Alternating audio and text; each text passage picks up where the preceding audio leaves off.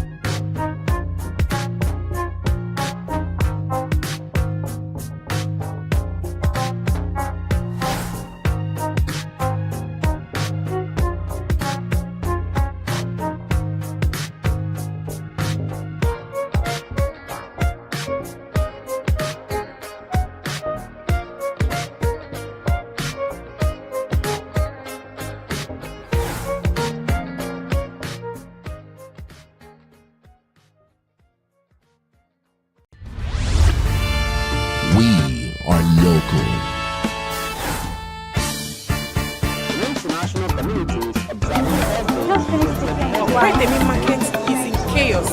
People We are national.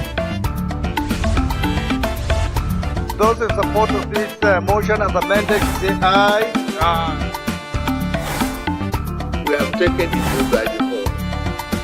We are international. Israeli airstrikes. Donald Trump left us the worst unemployment.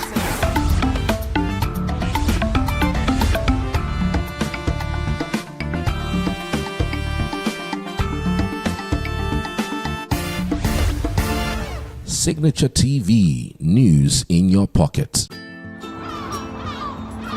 Bright and early as the day breaks, as the newspaper headlines trail the stories that shape the day. We at Signature TV trail the headlines that trail the day. We interrogate the headlines. We analyze the stories that make the headlines. Wayet, is overrated, and they even overrated themselves and went into CBT. They are insensitive of some Nigerian children who have never had what they call CBT. With passion and emotion, we drive the conversation to change a narrative. Let nobody be deceived by Nigerian high level of performing in agriculture export. We are still where we are. Newspaper review on Signature TV every morning on Signature Morning, weekdays, and Signature New Day, weekends. Newspaper review on Signature TV. We do not just review the headlines, we make the headlines relevant to our daily lives.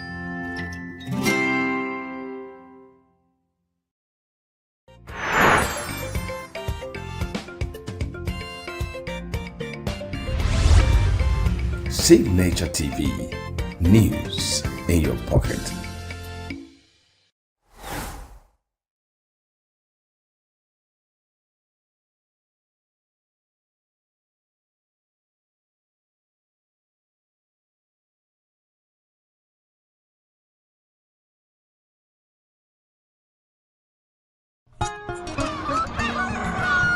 New every morning on Signature TV, we open the day for you with needed energy, information, and required vibes to shape your day. From sizzling snippets of stories in various areas of life to intriguing conversations with net worth guests. When you have people who have no track record becoming your leaders, you have a problem. There's no outstanding graduate when Obi took over from me. I left, in all the accounts of Anambra State, 13.8 billion for him. Your day cannot be complete without Signature Morning on weekdays and Signature New Day on weekends. There is no better way to start your day except Signature Morning and Signature New Day every day on Signature TV.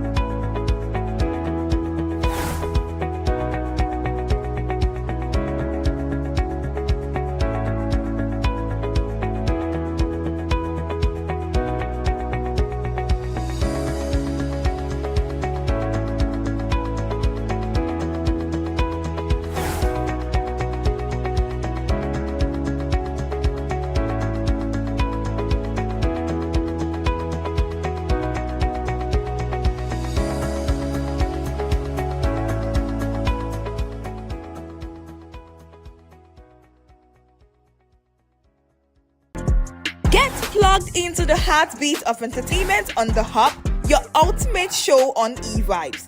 From trending stories and social media drama to top charting music, must-watch movies and exciting moments from the world of arts, we've got it all. Join us for unmissable conversations with your favorite entertainment personalities.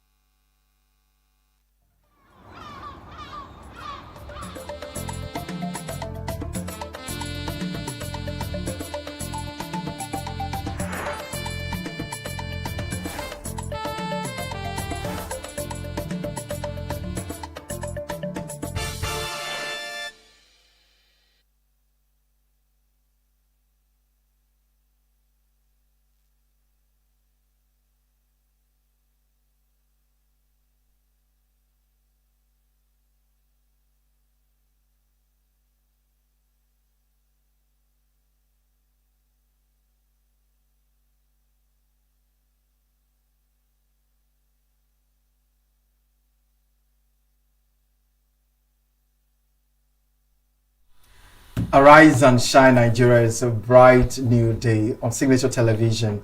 My name is Christopher Lele, and this is the Signature Morning program where we take a look at the stories trending on the national dailies and, of course, discuss some topical issues affecting us as a nation. And, of course, we have with us the Oracle himself. As at yesterday, Oracle was not with us, and we missed him a great deal. You know, it's funny how we were talking about if you were around, you would have said this, you would have said that. Is that remembering some of his proverbs, some of the things he said, he used to say, and the rest are the likes of it.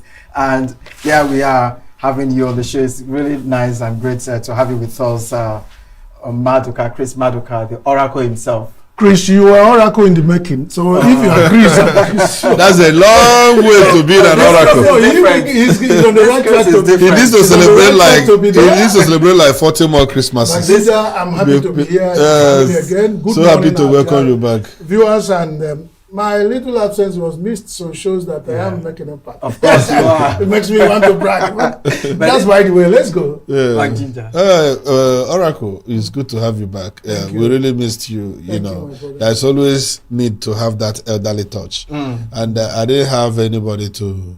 Give us the proverbs. To give us a proverb and also remind them that his generation destroyed Nigeria. You know the Igbo, because you wonder, let me just give you one. The Igbo said, Onuswanani, let the neck touch the ground, but let you not break. It's always an experience. The Igbo also say something about if somebody carry his father up. We'll get to that. There's a story where we talk about who carried his father up and what covered his face and eyes. We'll get to that very soon. All right, we get into all of that right here on Signature Morning. Please stay with us. Let's go for a short break. We'll be right back.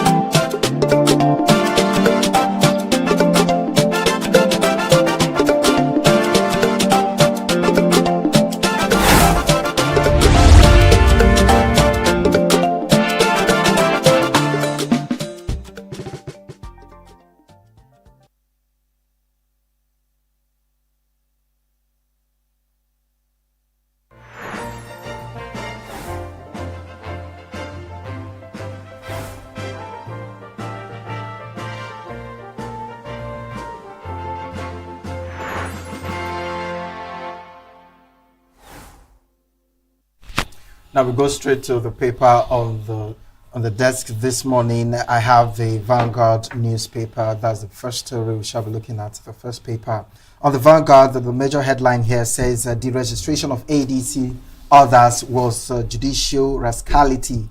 Appeal court speaking there. The writer says slams justice, Litu's action, verdict corrected, grave miscarriage of justice.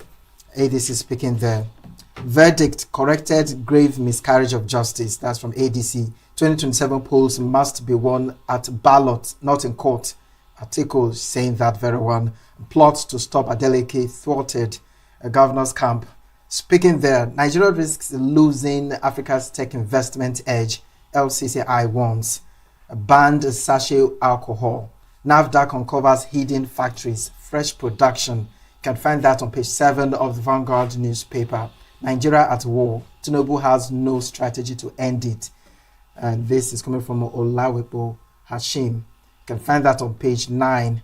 Nigeria loses 47% of dollar millionaires, retains 4th position in Africa.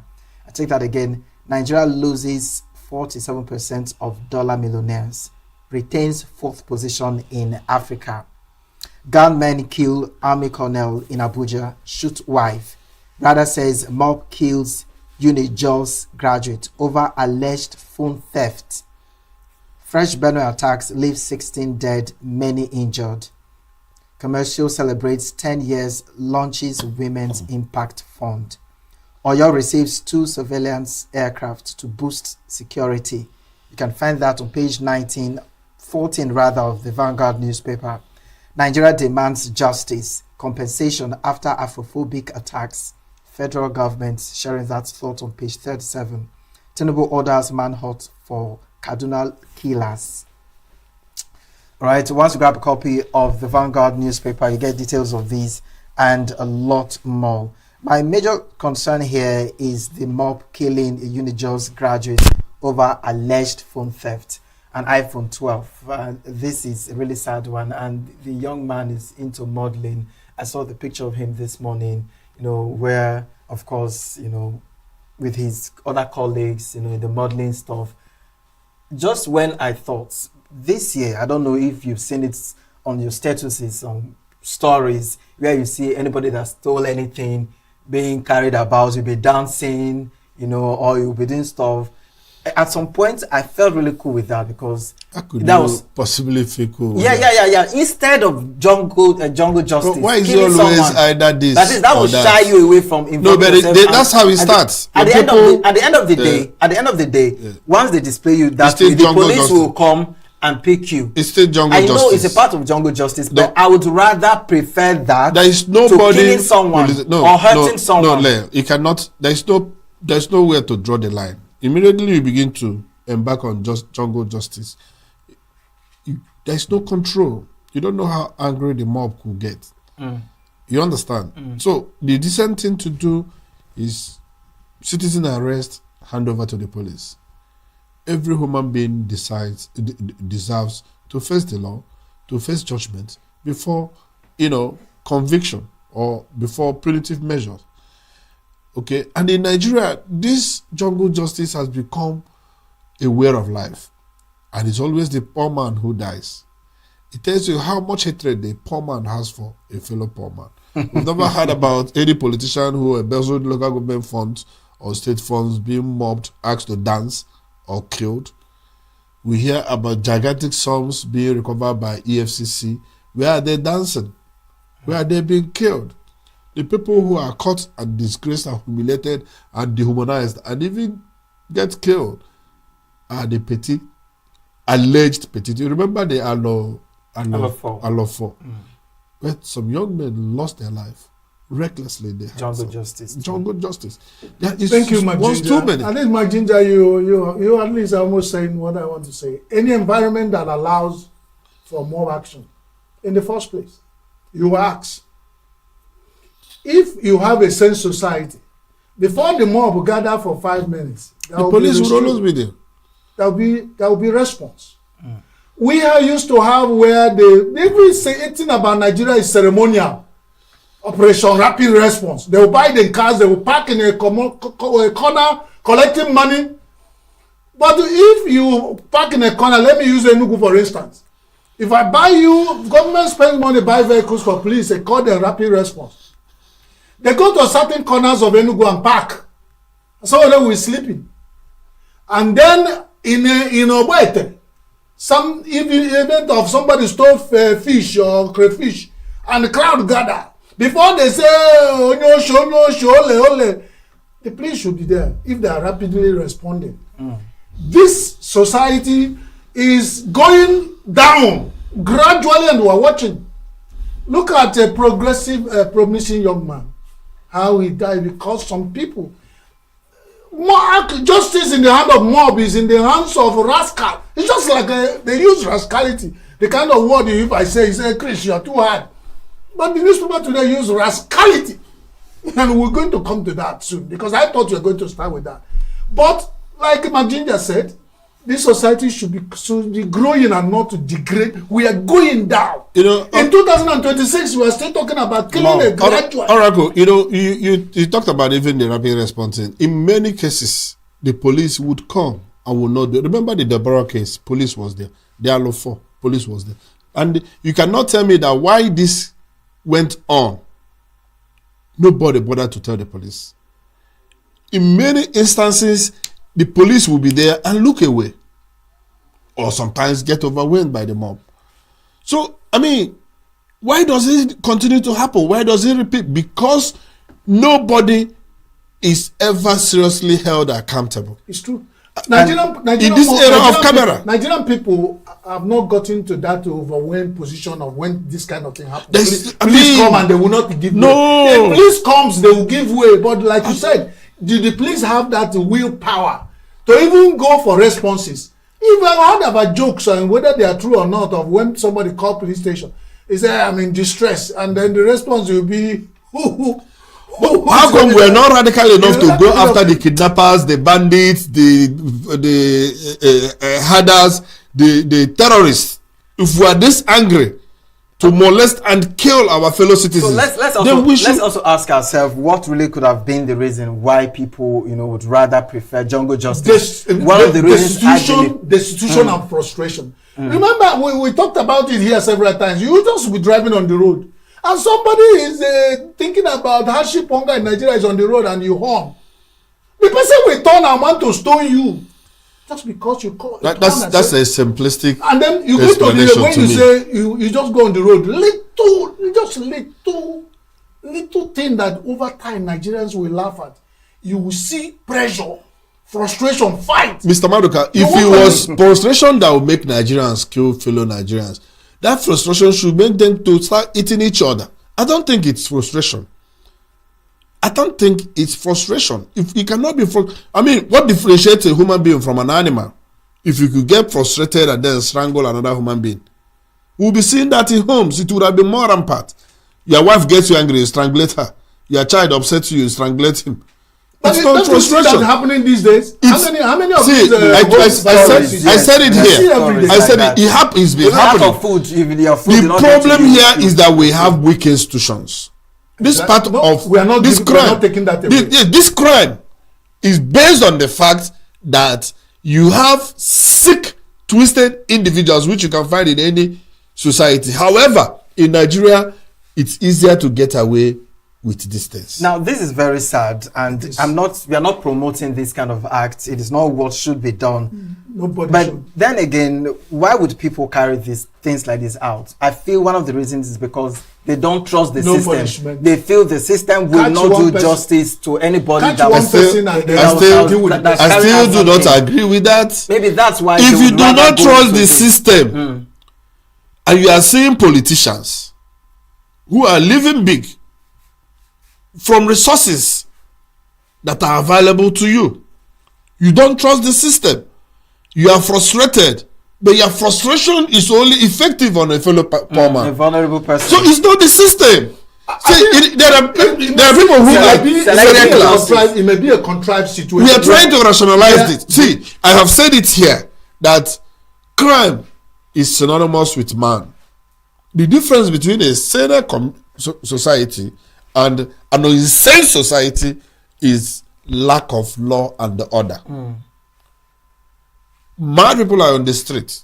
Sick people are on the street. They are roaming, looking for what to do. Do you know that a lot of times the people who kill thieves or dehumanize thieves are thieves themselves? Okay, that brings us to lack of punishment. We don't have. Sorry, for the sake of time. It's still the institution that is. For the sake of time, let's check this. Let's look at the registration of ADC orders. It was judicial rascality. I want to emphasize that judicial rascality coming from appeal court. Appeal courts, yes. It's good that the courts in Nigeria are now judging the after and judging and using such words.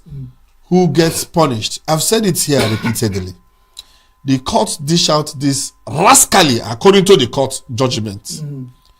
These judgments do not exist in vacuum. A judge presided over that matter and gave that judgment. And the matter was brought to another court, a superior court, that had judged that matter as judicial, and that judgment as judicial rascality.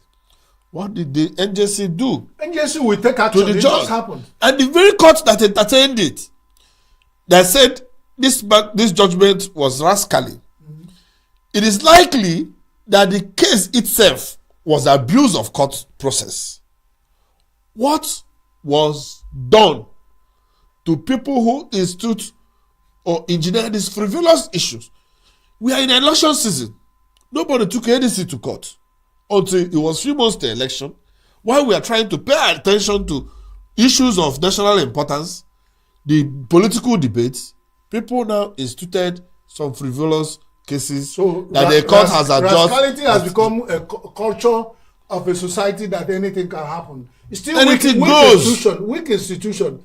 If we have a very, what they call firm and active and effective judicial system, I'm not saying that those who we call the learned counsels and learned gentlemen are overrated.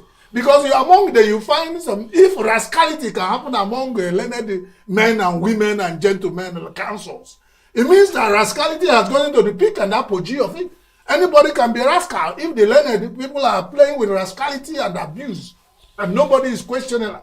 I want to agency should step in this and sort it out before. Let me tell you a story. If the judiciary becomes rascal, it means, like you say, when an elder in the house became rascal, what do you expect the children to do? For the sake of time. Just 1 second. I want to just draw an analogy with this rascality.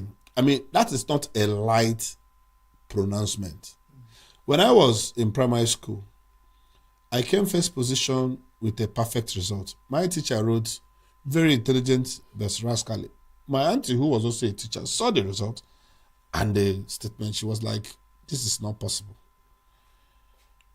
Probably she didn't get her terminology right. And what does rascality mean? It means dishonesty, roguery, trickery, mischief. A court cannot hold another court, an inferior court, as being rascally. And the NJC mischievous, dishonest. And the NJC will look the other way.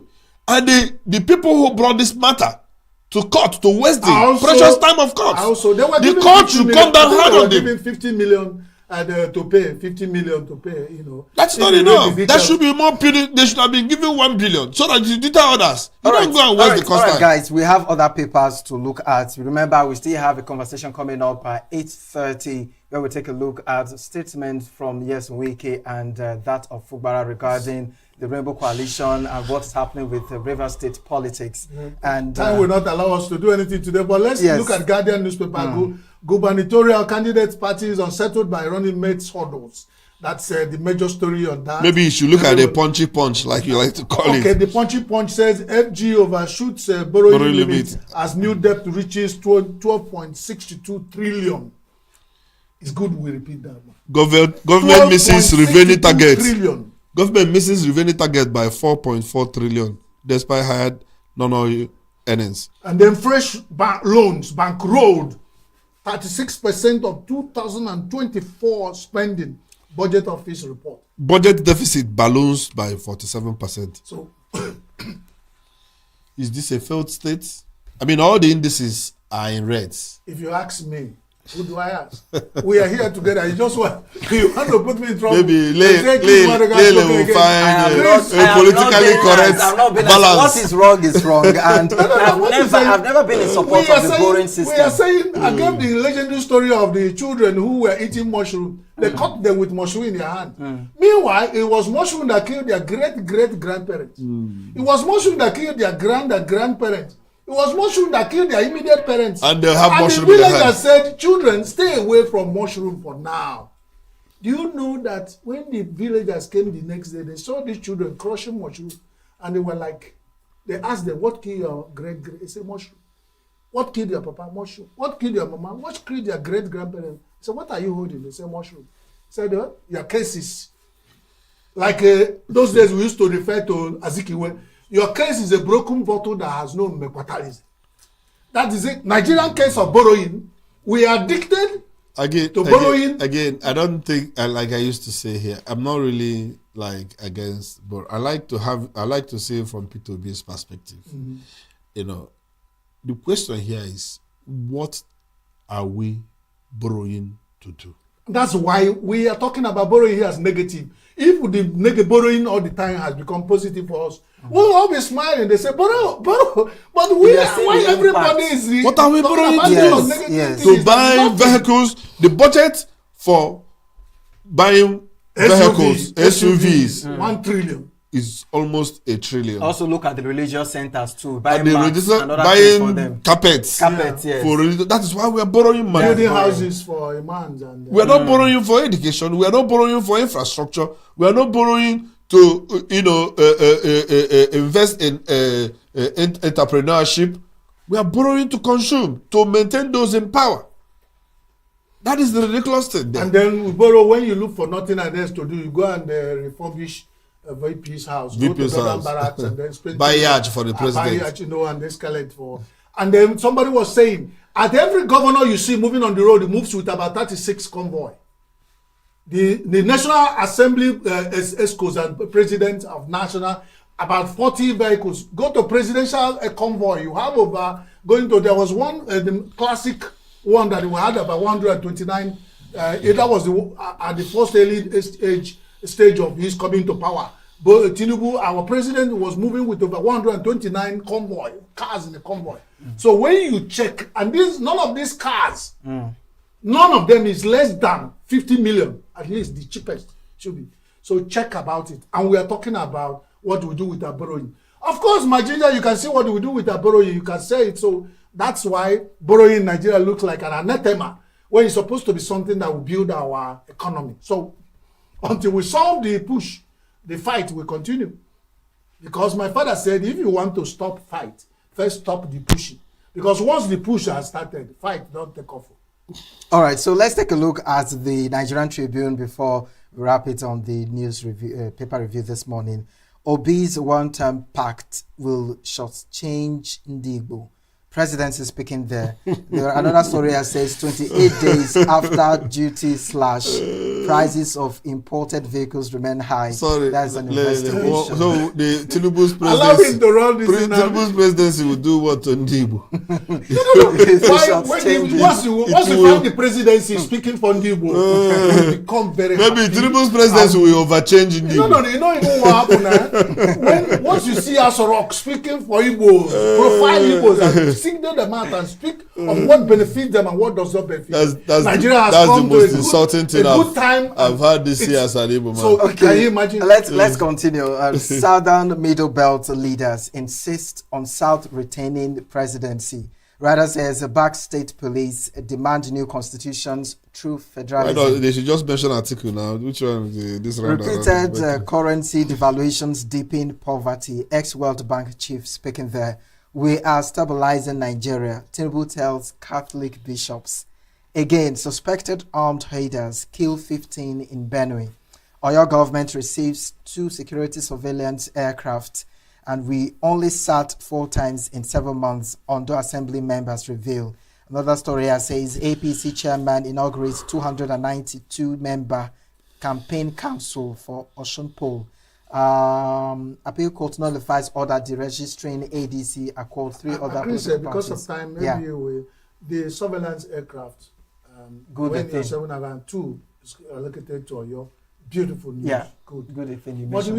you just said a figure that has just died in the plateau of Benue. Is the surveillance? Talking about, is the It's surveillance? not good. Is it a quotarized thing? Is it a quota system? My brother, this is Can't these 2026. things No. survey Nigeria? Look at it from economic sense perspective. I mean, in this era of drones, you are spending money buying aircrafts. At what altitude will the aircraft be for effective surveillance? I mean, drones, you can buy drones as cheap as $300 that will do a better job, has easier malleability, can fly at very low altitude. I mean, and if you lose them, you would not have lost anything. Nigeria likes to embark on white elephant projects. You know, you see the war happening in between Ukraine and Russia, and the war happening in the Middle East currently. It should tell us where the world is going to. Nobody is buying big aircrafts because one Iranian $20 drone will make a mess of $3 And we'll talk about it that the United Nations talked about that the terrorists and bandits have access now to technology. Probably the terrorists and bandits are using drones, while Nigerian security apparatus is buying aircraft. Surveillance aircraft. And All right. Like my ginger said, we are going to plant seeds with squirrel in our bags. Yeah. All right. Thank you so much. I hope that the jet is not just in Oyo State. Other states we should also have, because insecurity is everywhere. It should not be quotarized. All right. We'll go on this commercial break. We'll be right back. Stay with us.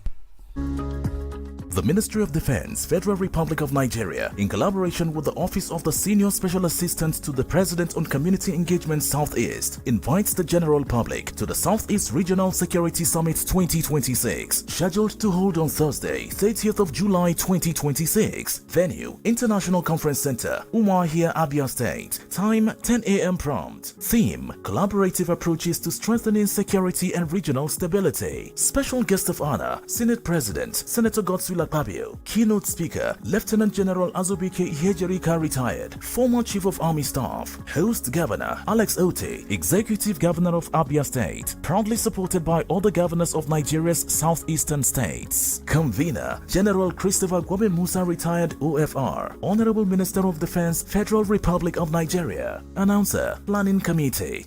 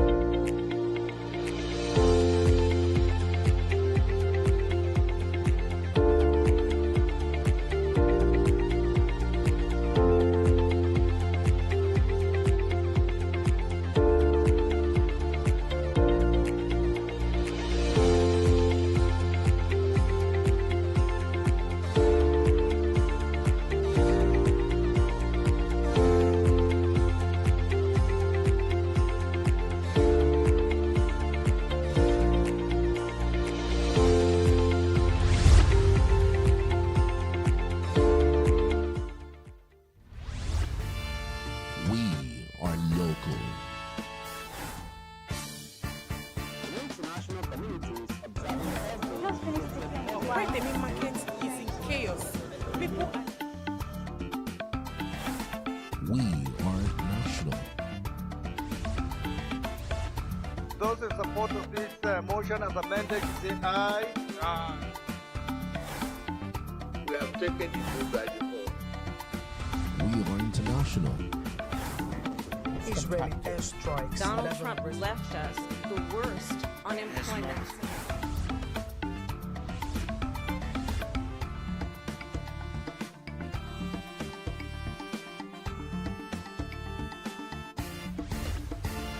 Signature TV, news in your pocket.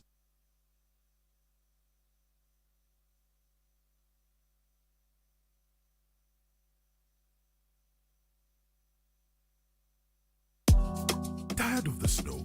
Tired of the bad TV signals? Nigeria has gone digital. Introducing Free TV, the national platform for every Nigerian. Get 100 plus channels immediately. Sports, news, and entertainment in your native language with clear picture quality. Whether you're in the city or the village, our satellite signal reaches every corner of 36 states from day one. No monthly subscription, just a compatible decoder and you are set. It's a national asset built for you. Take the show on the road, download the free TV app and stream your favorite channels anywhere. Starting this May, scan to download the app or call 0700 388 7277. Free TV, digital TV for free. Brought to you by NBC.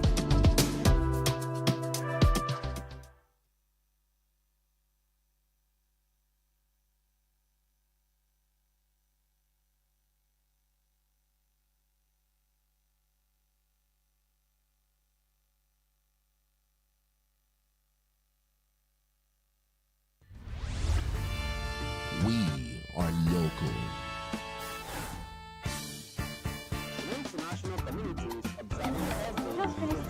Why the main market is in chaos? People We are national. Those in support of this motion as amended, say aye. We have taken it by default. We are international. Israeli airstrikes. Donald Trump left us the worst unemployment.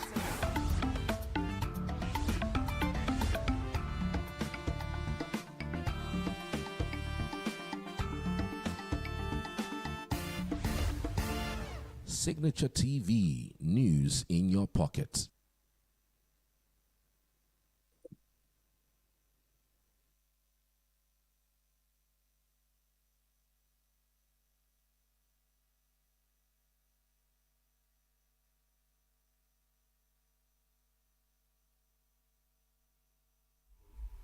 Happy to know you are still there with us. A quick reminder before we continue, just to remind you that, the Igbo said that actually when you are looking for the source of the murder, you go to the blacksmith. And what am I talking about? Our next guest that's going to come shortly after we talked about is a retired general, Major General in the Nigerian Army, Brigadier General Dr. J.O.J. Okoragu, retired. He'll be coming here to tell us about what it feels to be 80 years, and then we might find out from him what it will take us to solve the rate of insecurity in Nigeria. So stand by, don't go away, and we'll come back right away. Mark Ginger? Well, I would like for us to talk about this news on the Daily Sun. It's a week welcomes Fubara back to Rainbow Coalition. Says governor has corrected mistakes, vows to work for Tinubu's re-election. The most shameless Nigerians and Nigerian politicians. I don't even know how to digest this word. Lily, you are from South. Is this how you guys behave? I don't want you to profile. Allow me to profile Lily for a second. Is this how you guys behave?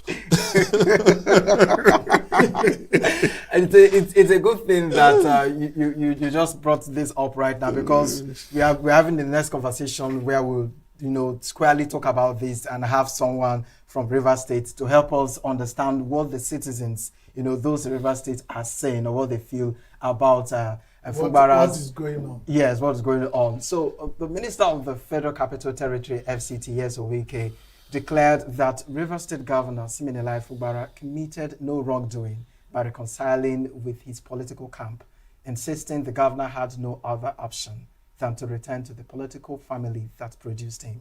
Speaking with journalists on Tuesday, after inspecting some ongoing road projects across the territory, the minister recalled that he had predicted the reconciliation well before Fubara made it public.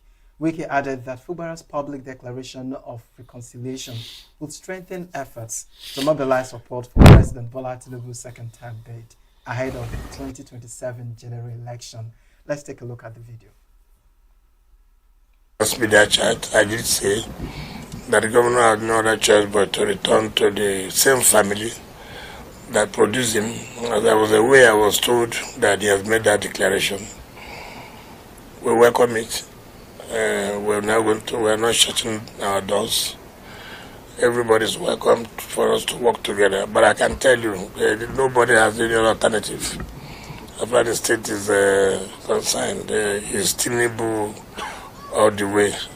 So we all work together to move the state forward. So for me, that's what is important to me. Would this singular action has his sin been forgiven? I don't know what you mean by sin. I don't know what you mean by sin. If a man we did not write any code for him that you must follow this chart or don't follow that chart. Of course, you make mistakes, and what's important that you realize that you have made a mistake and you correct them. That's what's important. There's nothing like it's only God that forgives sin. In politics, there's no sin. It's just for you to realize that, look, I don't think I am taking the right step. He has made it to the public to say that he has come back to where he started from. Receive him with all good minds, nothing to hide. We all work together to make sure that we give Mr. President the required votes to continue. That's why we have made peace in the states, and we have a total.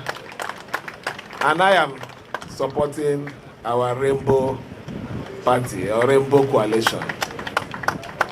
President Ahmed Bola Tinubu is our president and is the one we are supporting.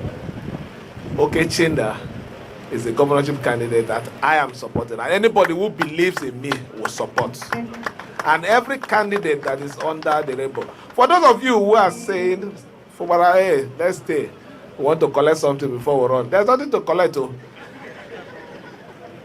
I am already in the family. I've gone back to our family. So please, wherever you are, give your total support to that coalition. We need to move forward. The time of war is over. It's time of peace. And this peace is taking us to another level. What you lose here, you gain in another place. That is about life. So please, I want this We are local. to be made clear to everybody. So don't go anywhere and say you are supporting football. No. My position is this, and I've said it here and clearly for everyone to hear. If you're not hearing well, use cotton wool or open your ear and let it enter well. I'm not party to anything that will bring any form. All right, that is Fubara, the Rivers State Governor, Siminalayi Fubara, sharing his thoughts on his newfound family, coming back to them, and of course joining the Rainbow Coalition that is, spearheaded by the FCT Minister Nyesom Wike. And we'll have a guest that will be joining us via Zoom to have an understanding of what the Rivers people are saying or feeling about this. His name is Chris Hope. He's a citizen of Rivers State. And Chris Hope, good morning and welcome to Signature Morning. Very good morning to you. Thank you so much for having me. All right. So let's get to learn from you. What are the Rivers people feeling? We know that Rivers State has been a PDP state right from the 1990s, from 1994. But somehow the governor switched over to the APC. People were okay with it. They felt he was beating Nyesom Wike in his game. And now he is solely behind the same person that, is the reason behind he not coming back for the governorship second time. What are the Rivers people saying about this? What's the word on the streets for Rivers State? Okay, so as somebody who has lived in Rivers State all his life, I can say for free that right now in Rivers State there is a divide. In fact, there are like 4 camps of thoughts that, the reactions have not been funny. First, we have the first set that would say, oh, well, he had no choice. Peace is better. There are people who are saying, oh, peace is better. He had no choice. The framing thing, pragmatism, that people say, oh, the time for war is over. Let him accept the truth. Let him accept the reality. That's on the side of Fubara now. And on the side of Wike, and then they should become one again and make things better. the fighting of Godfather and all the stuff should come to a close. But there is a more, popular reaction now in River State. That is a situation of betrayal. He sold us out. No, we feel, a lot of voices, people feel that Fubara campaigned as liberator against Wiki, making Rivers a private estate. And now he has gone back. He has ended his political career. The guy, for people that feel he's not, strong enough to have a decision. He's not strong enough to say, okay, this is what should be done. I am standing for these particular reasons. And the next thing that is going on is that he has. So we take this as, a lot of people take this as betrayal. Yes. A lot of persons are taking this as betrayal. Now, one of the ADC aspirants, Dr. Wibu Basa, he said, Rivers people are disappointed. Fubara has now told supporters to find their own way, turning 360 degrees and abandoning the cause. Who wouldn't find that disappointing? Who wouldn't? So the reconciliation is not just about him this time. It's about the Rivers people. It's about those living in Port Harcourt and its environs that really believe in the River State politics, River State governance. And then there is another thought. It's all about the 2027 and ENUGU. People see this as a deal. If you can't beat them, you join them. That's the popular saying. People are believing that if ENUGU wins Fubara, Fubara will be given a juicy position. That's usually the situation. When you're seeing that this thing is not working anymore, you just have to join them. So you'll be free entirely. So you can have somewhere to secure your spot. In the end, a lot of persons are after their own personal interest. Because if it's not a case of personal interest, I think, and I'm sure that, Fubara would not have made this public thing he did. All right? There are some people who are saying that they are tired of the drama. Underneath the politics is economic fatigue. Somebody once said that many PH people just want roads, jobs, and no more assembly crisis. Medicine after death. Are you there? Yes. Yes, I can barely hear you properly. The implication of this, pronouncement by the governor is that the Wike has control of both APC and PDP now in River State, and he decides who goes where. He has chosen the next candidate for APC, the next candidate for PDP, and I'm sure there is already an internal arrangement on who becomes the next governor, courtesy of Wike. Does this mean a total surrender of the state to one person? And what kind of precedence would this be for the people of River State? Destruction, catastrophe.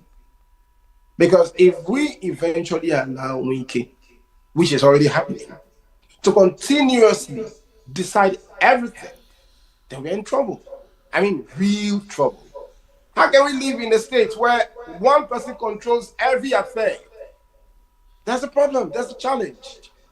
And then the only person, the governor, who would have been a different voice, is still joining hands. Not just hands, literally now. He's joining his hands, he's joining his legs, and everything with him to support the same person. What would the Rivers people do? I thought that governance is about, the people. But lately, it's seeming more like a sole, this idea of sole proprietorship, where one person rules, where one person owns. It seems like Rivers people are not even having a say. There's a popular saying that the rich of the majority the minority will have their say and the majority will have their way. It doesn't seem so this time. It now seems like no matter what we say or do, it's futile. It is what Mike says that stands. How would a highly esteemed governor come out publicly to do something like this? It weakens a lot of people. The people who fought for him, who supported him, who wanted better for Rivers State, the Rivers people, in the end, is this what we get? It's a lot right now for the Rivers people. It's deeply cynical for a lot of us in Rivers State. The conversations have been shaped in very emotional situations where we don't even know what to say, we don't know how to feel, and we don't know what's next for Rivers State. How can our current governor be not firm? How can? And what is the hope for Rivers people? That's the situation right now. The reaction is really divided, and a lot of people living in Rivers State right now are concerned in teaching from Rivers State are really paid. Can you hear me? Let's look at Wike. Yes, I can hear you. Being in PDP and also has a say, based on his ministerial role in APC, and now we're looking at the Rainbow Coalition, doing all of these things, and still being in charge of Rivers State. How do you react about all of these things? Looking at the different angles he's been in, thriving, I must say. First, I understand that the FCC Minister Wike is a very intentional man. I mean, he's somebody who is very intentional with whatever he wants to do, whatever he wants to get. That is one of his strengths, right? But on the long run, he should understand that there is a real need for other people to sprout. There is need for people to govern on their own. There is need for people to decide things on their own. There is need for people to do the things that would make the state grow. It is not just Mickey that will make the state grow. He is involved in everything. The FCC minister is involved in everything. And by so doing, he wants to control every affair of the Rivers people. Now, I understand that he is godfather to the governor of Rivers State, Fubara, but it does not mean that he would have all the say and have his way in every affair of Rivers people. I think we need to wake up as Rivers people. I think every Rivers indigent needs to wake up. There should be a reawakening. All right, thank you, Chris. So honestly, my reaction thank to you, this Chris. I want you to look at what is different from between Rivers State and other states in Nigeria, because we know that in Delta State, the governor decamped to the Central Party with all the apparatuses. In Cross River, in Edo, in other states in Nigeria, they all move without caring about the people. What now do you feel has become different from what Fubara has done now with Rivers State? In all of these states, let me ask you a question, please. In all of these states, which have you had was giving an emergency, what do you call it again? We had that sometimes last year or 2 years ago in Rivers State. There was what? Emergency, there was a state of emergency rather in Rivers State, right? Do you remember? Yeah, sure. Yeah. Which of these states have had that lately? To show you the extent to which this thing is so predominant in Rivers State. I understand that these things are everywhere, but to the extent of we getting a state of emergency, to the extent of we becoming a thing of shame among other states in Nigeria. This comes from the land. And as a concerned Rivers man, I am very, very pained. I want Rivers State to be neutrally free. I want Rivers State to forge ahead. Because this is a treasure-based nation.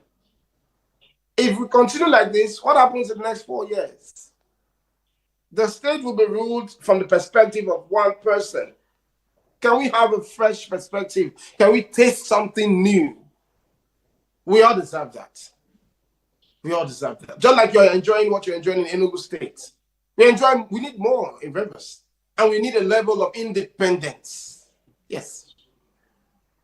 Thank you so much, Chris Hope, for joining us this morning to share your thoughts on the happening of Rivers State, political struggle with years a week here.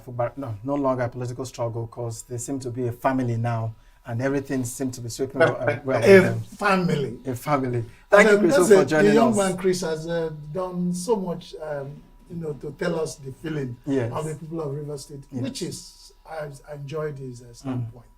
But the fact is that we sat here for the last 1 year, and we said, let nobody, that the politicians are like anybody who wants to stake his neck to break coconut for the useless masses. You won't be there when you will eat him. Now you see how it's happening. Some people have been sacrificed. The supporters will be looked at now as the people who are smelly shit. And then the people have gone back to toast to whiskey of 42 years and then jamboree and everything is okay. That's why Nigerian politicians are deceptors, liars. You cannot use them for anything. You can't depend on them. They will tell you one thing this night, the next morning they change. And they will tell you no permanent enemy, no permanent friend. And they will hide under that to tell people lies. Can't you see? I told you, don't go and separate the noon and man fight, the fight between salt and oil. Because you will not be there when they settle. And now it happened. I said it on this desk, on Signature TV. And it's working out. I'm not a prophet, but I've seen what is happening in Nigerian political scene. And they say, when you see two politicians fighting, be very careful how you step in. It's like a husband and wife fighting. Because now it's even godfather, godson, and they know how they started. A lot of people who have analyzed the situation say, nobody has told us what's the problem with him, Fubara and Wike. So that if they know the problem, you will know how to solve it. So it's then an open problem, and now they've resolved and come back to one family. What is my case? It's the business of the Rivers people to make inputs in the governance of their state. It doesn't matter if it was a godson and a godfather, because they are the people who are suffering, even in this arrangement. So there's nothing wrong with them, rooting for the governor, even though he turns out to be a disappointment. It is still expected that they will root for what is right for their state, because at the end of the day, the people suffer, the civil service suffer, the development of the state. Governance was practically suspended for near 4 years now. To what end?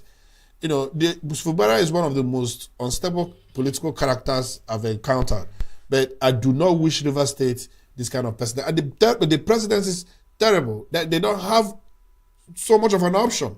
Wike producing PDP, Wike producing APC. So if they end up surrendering their states to, questionable elements, then I don't know. It is really, really a disappointing one, from Fubara's camp. I don't think Rivers people are entirely happy about this decision, even if he's the one that's wearing the shoes and he knows how it pinches him. But then again, at this point, you're not just your voice, you're not just representing yourself and your conscience. You're representing, a community, you're representing a state, and their opinion should count at this point. Chris, thank you. You use the word.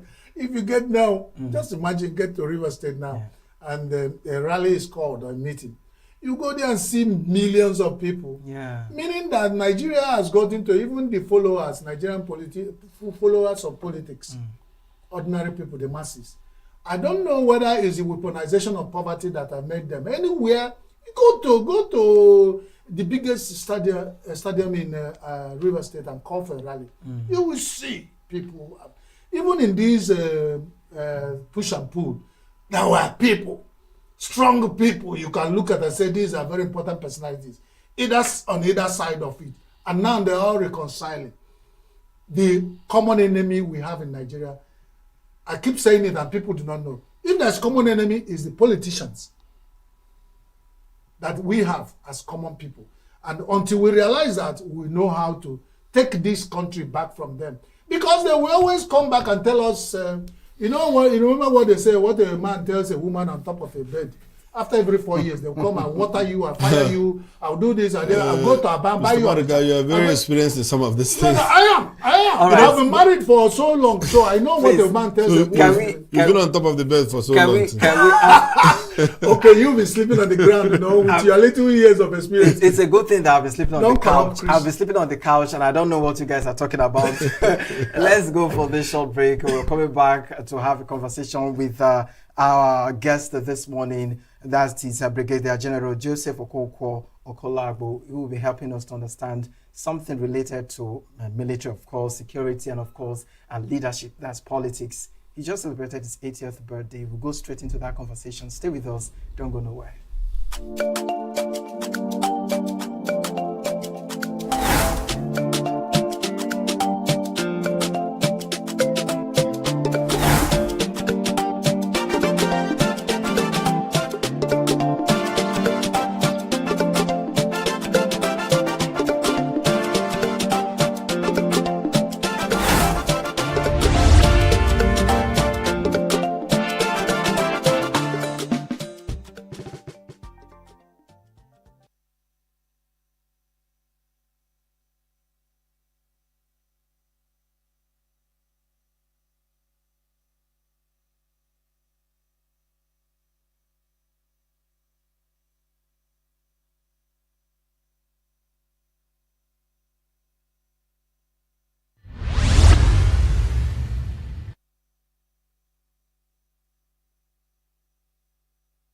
A lot of vehicle owners have withdrawn their vehicles on the road for lack of fuel, or rather lack of purchasing.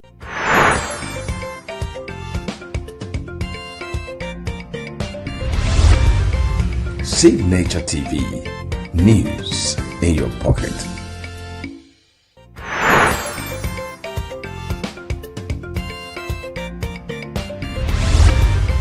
Signature TV, news in your pocket.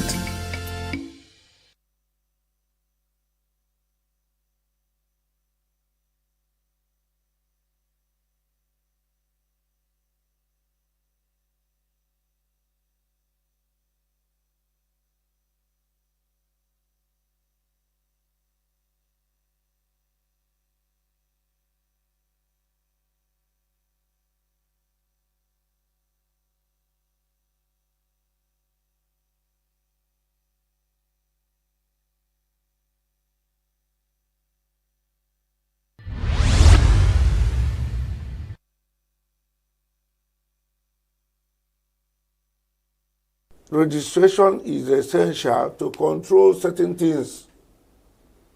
So if you volunteer to be a limited liability company, you cannot be feeding, from the company, defrauding the company, using the company to cheat people. That's one of the essence of registration. You pay tax to government, and CAC is the body that will tell you, go and pay, you have not paid. If you don't pay, you will not, your books, returns, what is when you update your books, annual returns will not be accepted, or even you pay in arrears. But with reference to POS and CAC, CAC says you must register. They have that authority. For you to do a business, you must register. So it is not that they are fighting. They can't fight because that one is performing his duty. If you are negligent, if you refuse to obey or respect him, it doesn't mean you are fighting. So what I'm saying is that If CAC says you should register, you register. Then there are some that will pay what they call income tax. There are people who pay these other aspects of tax, that is company tax. So I'm CEO and co. Doesn't elevate my status so that to the federal government, so I'll be paying to CAC. I'm supposed to pay to the Board of Internal Revenue as an individual. Then, if they say the state now approves a token for all these people who are doing petty trading, then it's there.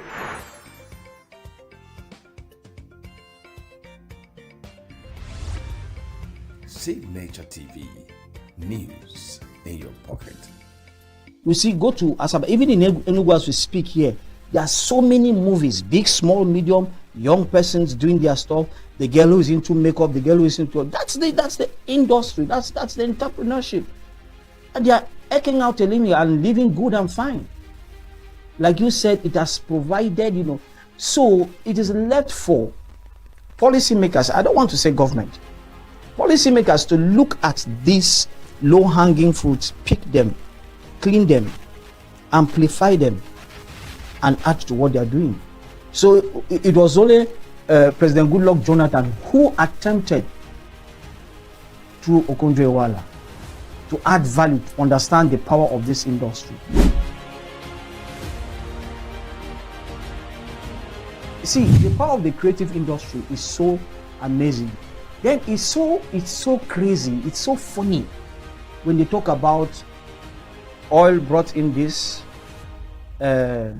agriculture brought in this, and you can never say what art has brought in into, call it layman, the profit of the economy of the nation. Meanwhile, it is there. Meanwhile, it's affecting. So policymakers only say it when they want to receive accolades. We have the largest industry, the third largest. What does it mean?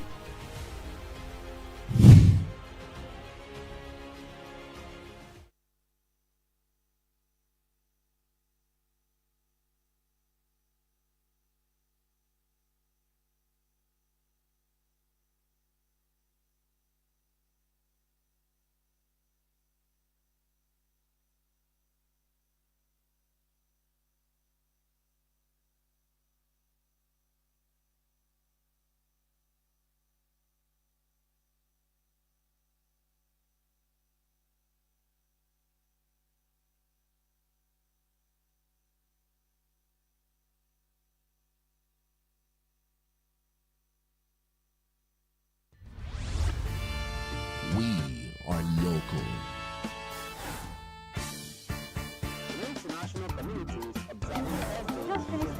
Why the main market is in chaos? People. We are national. Those in support of this motion as amended, say aye. Aye. We have taken it through by default. We are international. Israeli airstrikes. Donald Trump left us the worst unemployment.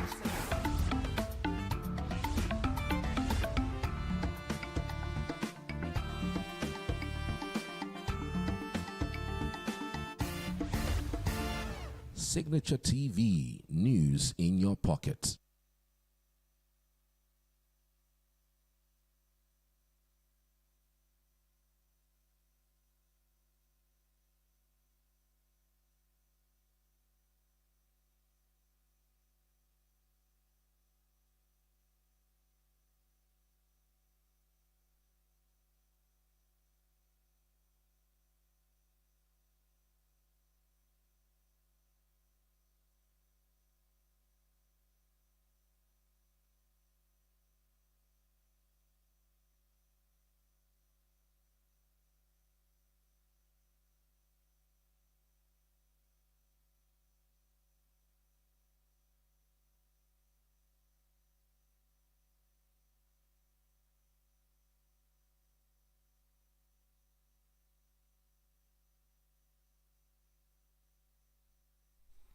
Thank you for staying with us. We still are talking about insecurity. It's never too much to talk about. We can't overemphasize the importance of being secured, in a nation. And remember the Oyo State's, conversation we had where the government sent them to, jets. And I remember very well Mark Ginger saying, instead of jets, why not use drones instead? At least drone will get closer and will be more effective and cover more. But my major concern now is that if we are sending to Oyo, that's because of the recent attack that happened there. Nigerian government is known for not being proactive. And at this point, it would have made more sense if we heard something like they sent to all the states in send Nigeria. like two jets. Yes, two jets. But since just like you said, that would be too much of the expenses will be too much. But the drones won't be bad. Imagine every state has a certain number of drones, patrolling. There are actions of governments that are starkly pandering. I mean, it's just politics and nothing else. I'm even thinking about servicing these jets, maintaining them, deploying manpower to these jets. Yes, you understand? Or maybe I don't understand what they mean by a jet, but I mean, technology has made life so easy that you have. So we talked about intelligence here. We said Nigerian military and Nigerian government continues to react jackboots on issues of security. Intelligence will do more than half of the job. Yeah. Intelligence gathering. Yeah. Look at the Jewish state.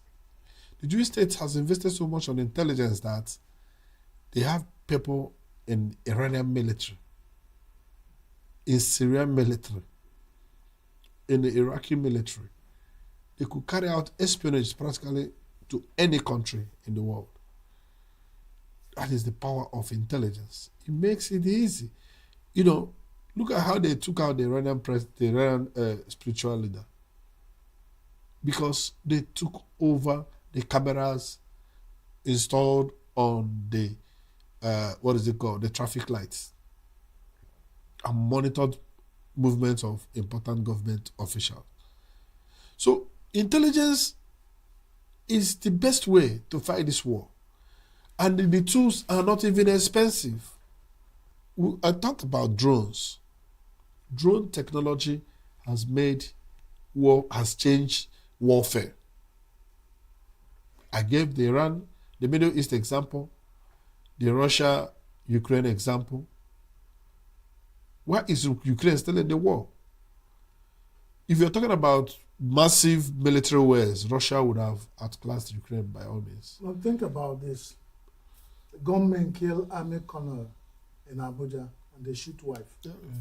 That's vanguard. If you see the level, one of the questions is how many Nigerian generals have gone down the last 6 months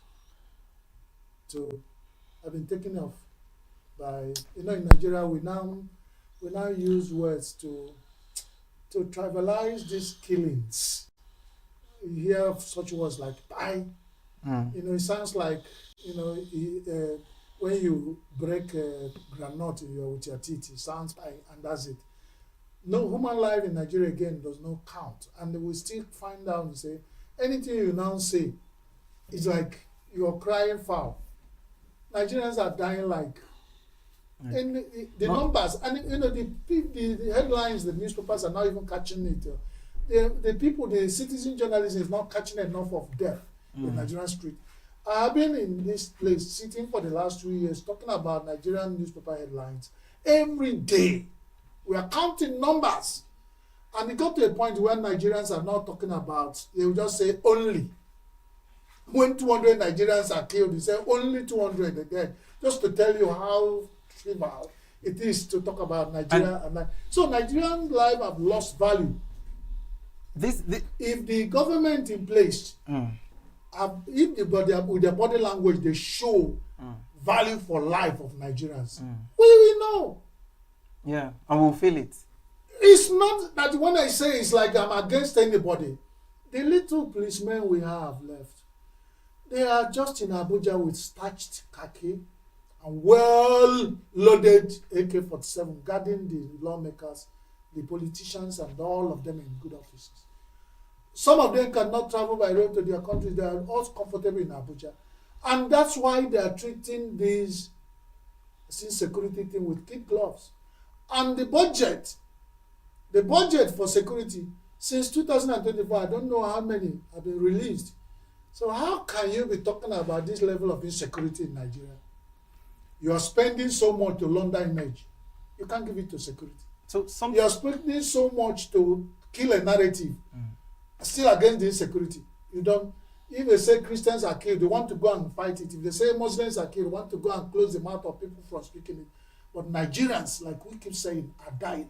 No Nigerian, whether you are an atheist, you're a pagan, you're a Muslim, a Christian, or even an exotic believer on anything, deserve to die for any reason. So let's look at what happened on Sunday, where we have 30 people killed in Kaduna, including 8 children and women. Maybe they should send two jets to Kaduna. This one happened and 4 to Benue. This one happened so bad that it was when they were sleeping in the middle of the night that they came on them and attacked them, killed them, burnt their houses. Some of them were even in the houses when they were burnt alive. I want to ask you, at what point does a government resign? Like a government say, I can no longer do this. How many Nigerians needs to die?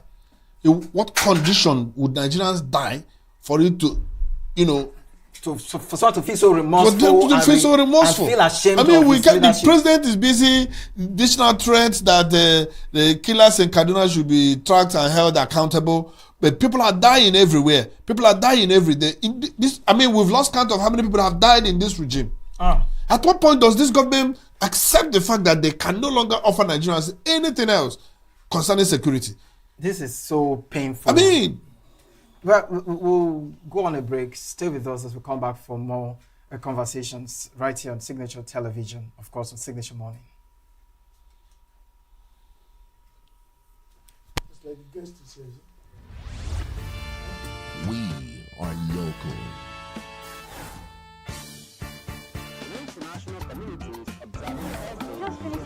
Where the main market is in chaos. People are...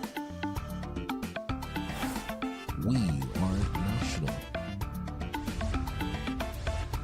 Those in support of this motion as amended, say aye. Aye. We have taken it through by default. We are international. Israeli airstrikes. Donald Trump left us the worst unemployment.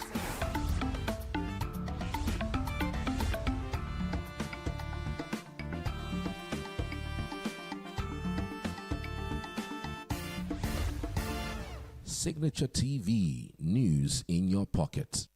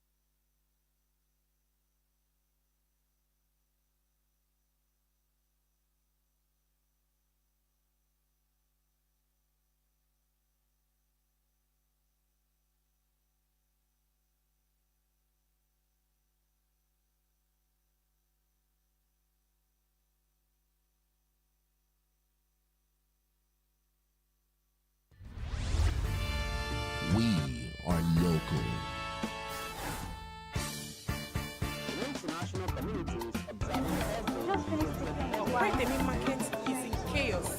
People. We are national. Those in support of this motion as amended, say aye. We have taken it to by default. We are international. Israeli airstrikes. Donald Trump left us the worst unemployment.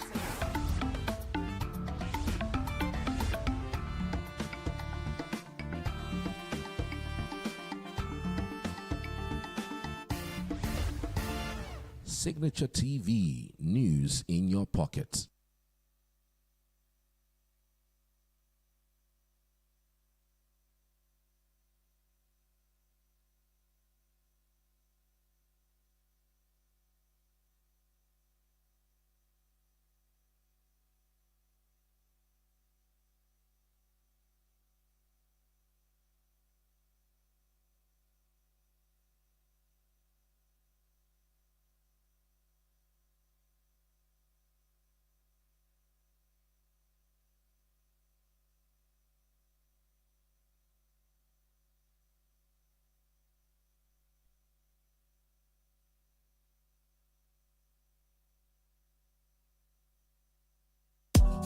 Tired of the snow? Tired of the bad TV signals? Nigeria has gone digital. Introducing Free TV, the national platform for every Nigerian. Get 100 plus channels immediately. Sports, news, and entertainment in your native language. All with clear picture quality. Whether you're in the city or the village, our satellite signal reaches every corner of 36 states from day one. No monthly subscription, just a compatible decoder and you are set. It's a national asset built for you. Take the show on the road, download the Free TV app and stream your favorite channels anywhere. Starting this May, scan to download the app or call 0700 388 7277. Free TV, digital TV for free. Brought to you by NBC.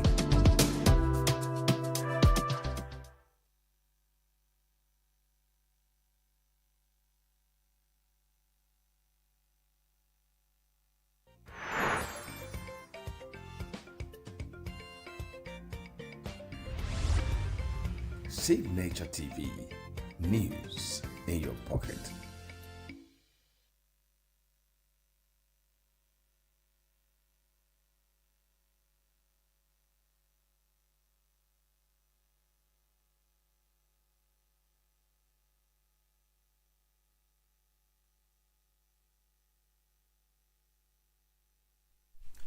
What really defines a life of true service?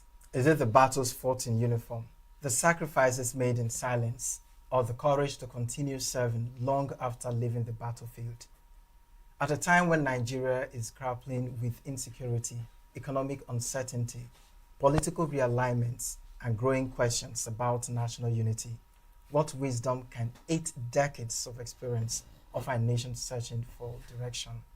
Our guest today is a man whose life has spanned military service, law, public administration, and politics, from wearing the uniform of the Nigerian Army to contributing to national discourse and party leadership. His journey reflects decades of commitment to country and community. I'm talking about our guest, Brigadier General Joseph Okonkwo-Okolago, retired.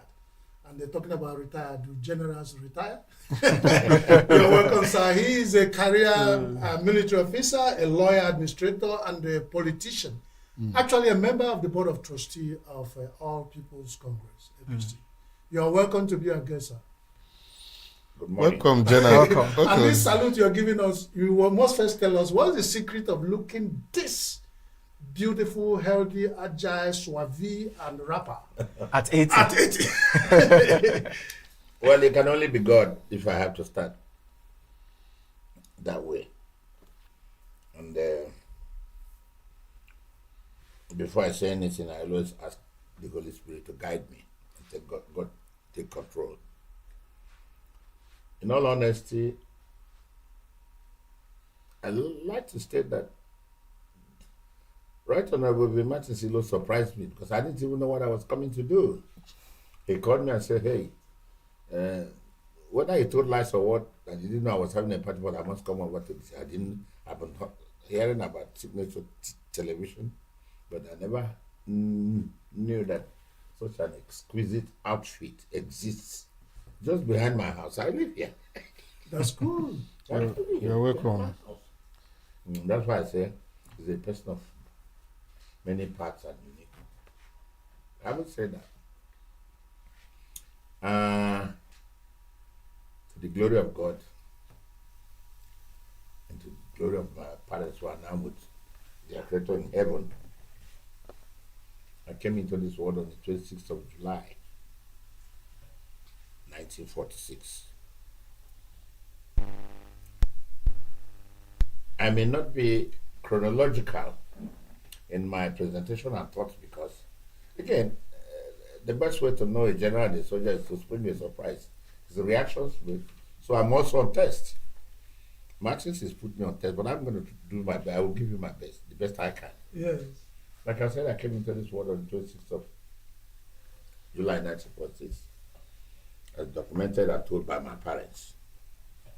But nobody knows when it's born. You were not there. And my early stages were full of crisis, if you will. I must admit I was a very stubborn somebody coming up as a young person. But I did my primary school in St. Primary School in Kehe. Ostensibly too early because I didn't even know who were my teachers up to the time I went. But because of possibly my character, my father, one of the early converts of the Christianity, pushed me to the Reverend Father and I spent. They guided me. That bit I can say. Until of course, to the glory of God, one significant thing as a young boy, I'll never forget, is carrying the Nigerian flag on 1st of October, 1960, marching around. And in those days, the military bands played for you. You have every reason to love the military, and it still ought to be loved now, even though politics is trying to bastardize it. And I marched with my 2 feet.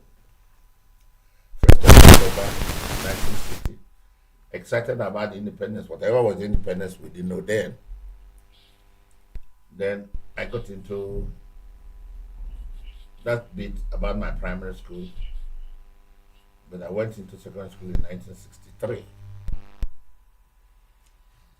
Ibuiti Grammar School, defunct. The school is no longer in existence now. I think they call it Adada School, but it used to be Ibuiti Grammar School. Then there was governance and government. It was a grammar school established by the then Ibuiti local government. And the Ibuiti local government encompassed the present Ibuiti Uzuwan and some part of the Suka local government. It was just a large place. And they had a... Okay, General, just one moment. We will go on very short break, and we will come back. I like this your story, and we would like to hear about it. Just 1 second.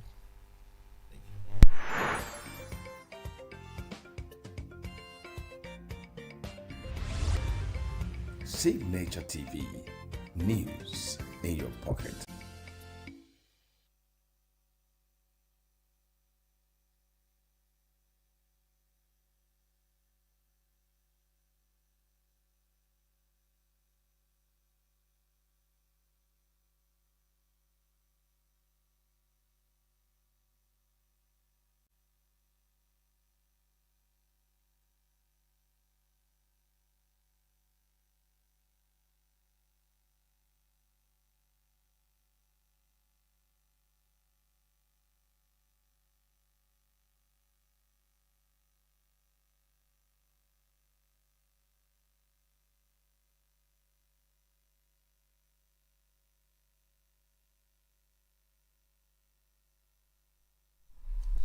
All right, welcome back to Signature TV Morning Show. We are here with the General. The General, you were just telling us a story before we went on that short break. From your story, It's obvious you saw Nigeria as a colonial shadow, as a nation at war with itself, as a young republic, as a military experiment, and now a democracy. Which Nigeria resonates most with you? Thank you for using the word resonate.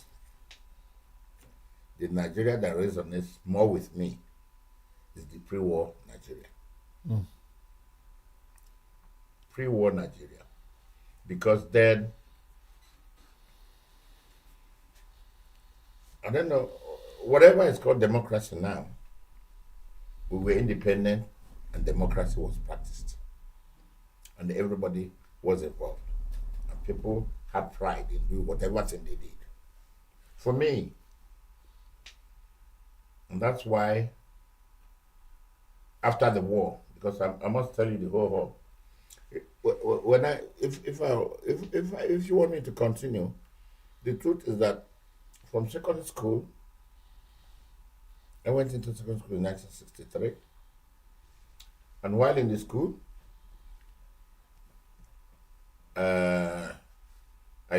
my school then, there were 3 schools in the east that had military cadet force.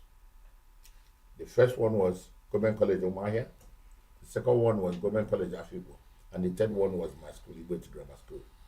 By the grace and single effort of the then late Francis Mbura Amadi, who was then the principal of Igwe Grammar School and a member of the House of Representatives.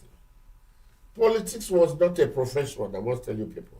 My principal was a member of the House of Representatives, but he was my principal.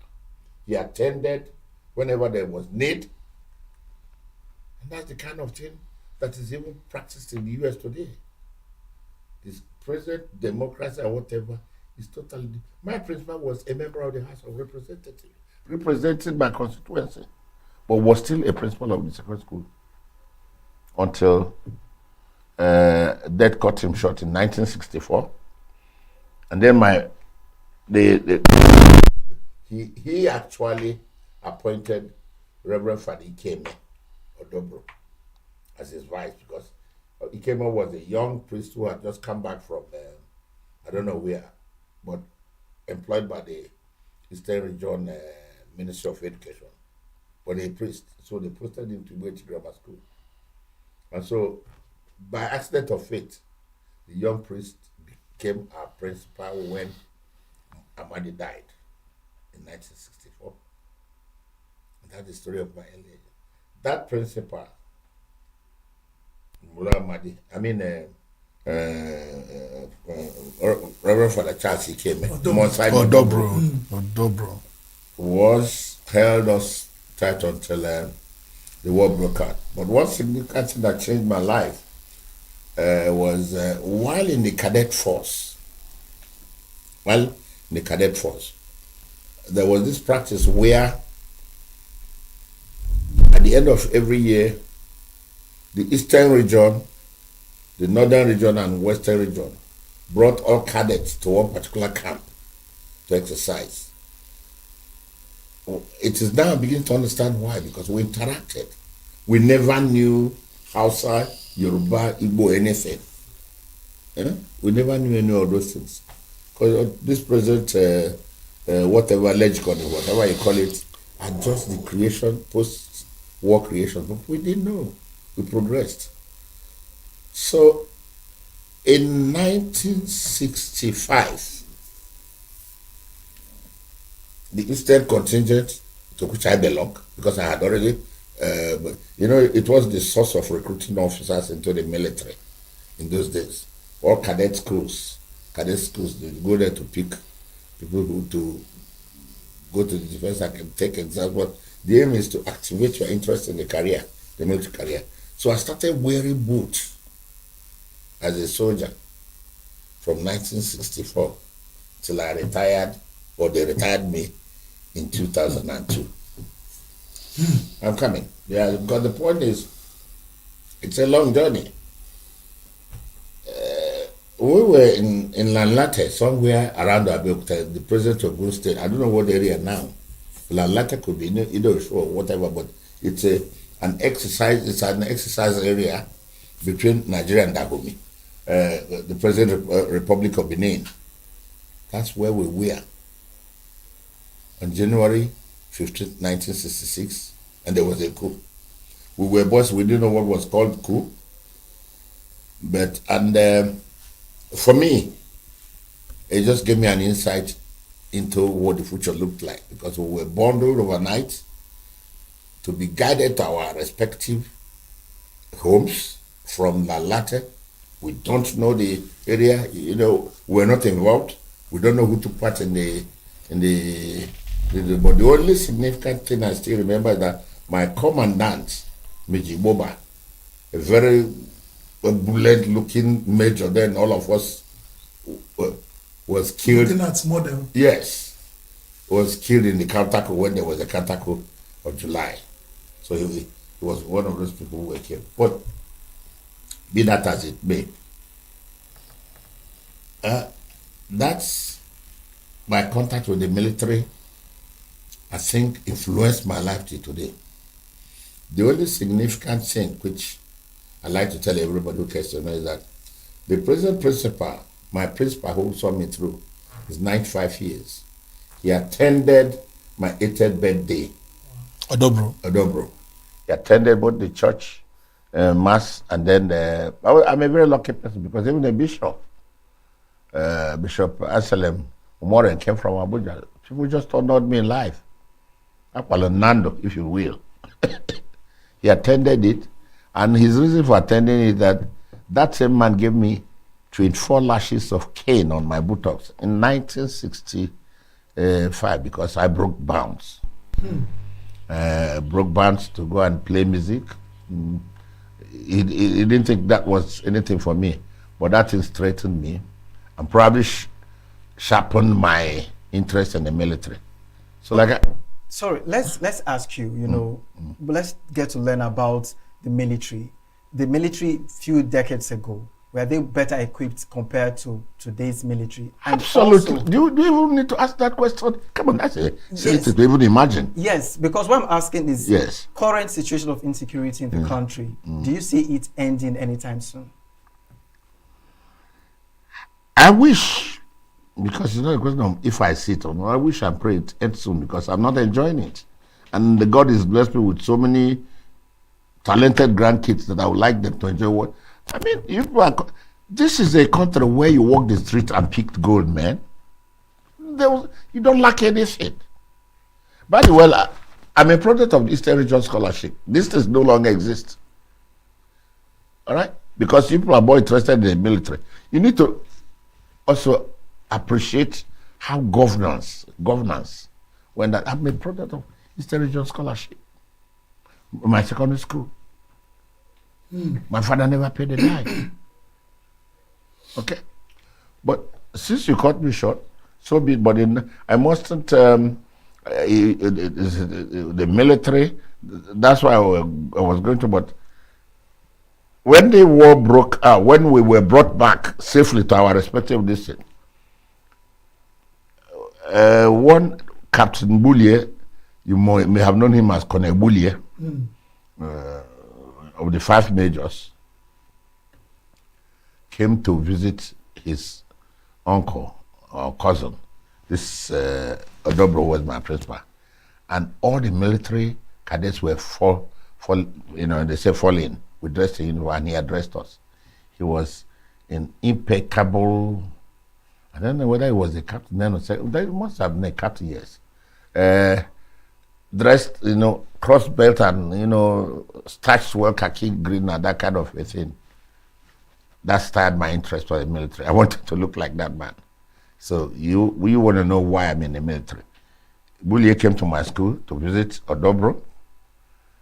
Wanted to see the military cadet, because he told him he has soldiers. In those days, you are the principal, you dressed in uniform with us. So he was the Odobro, a reverend father, but if there's an extra, he wears khaki with us. You go. So if you look at it from that perspective, you don't need to ask whether the military of those days were not even full soldiers. We don't have I hope he's not blocking. It's okay. You don't have. He was distracting me, but you don't have AK-47. You have those things. No, it's not even the equipment.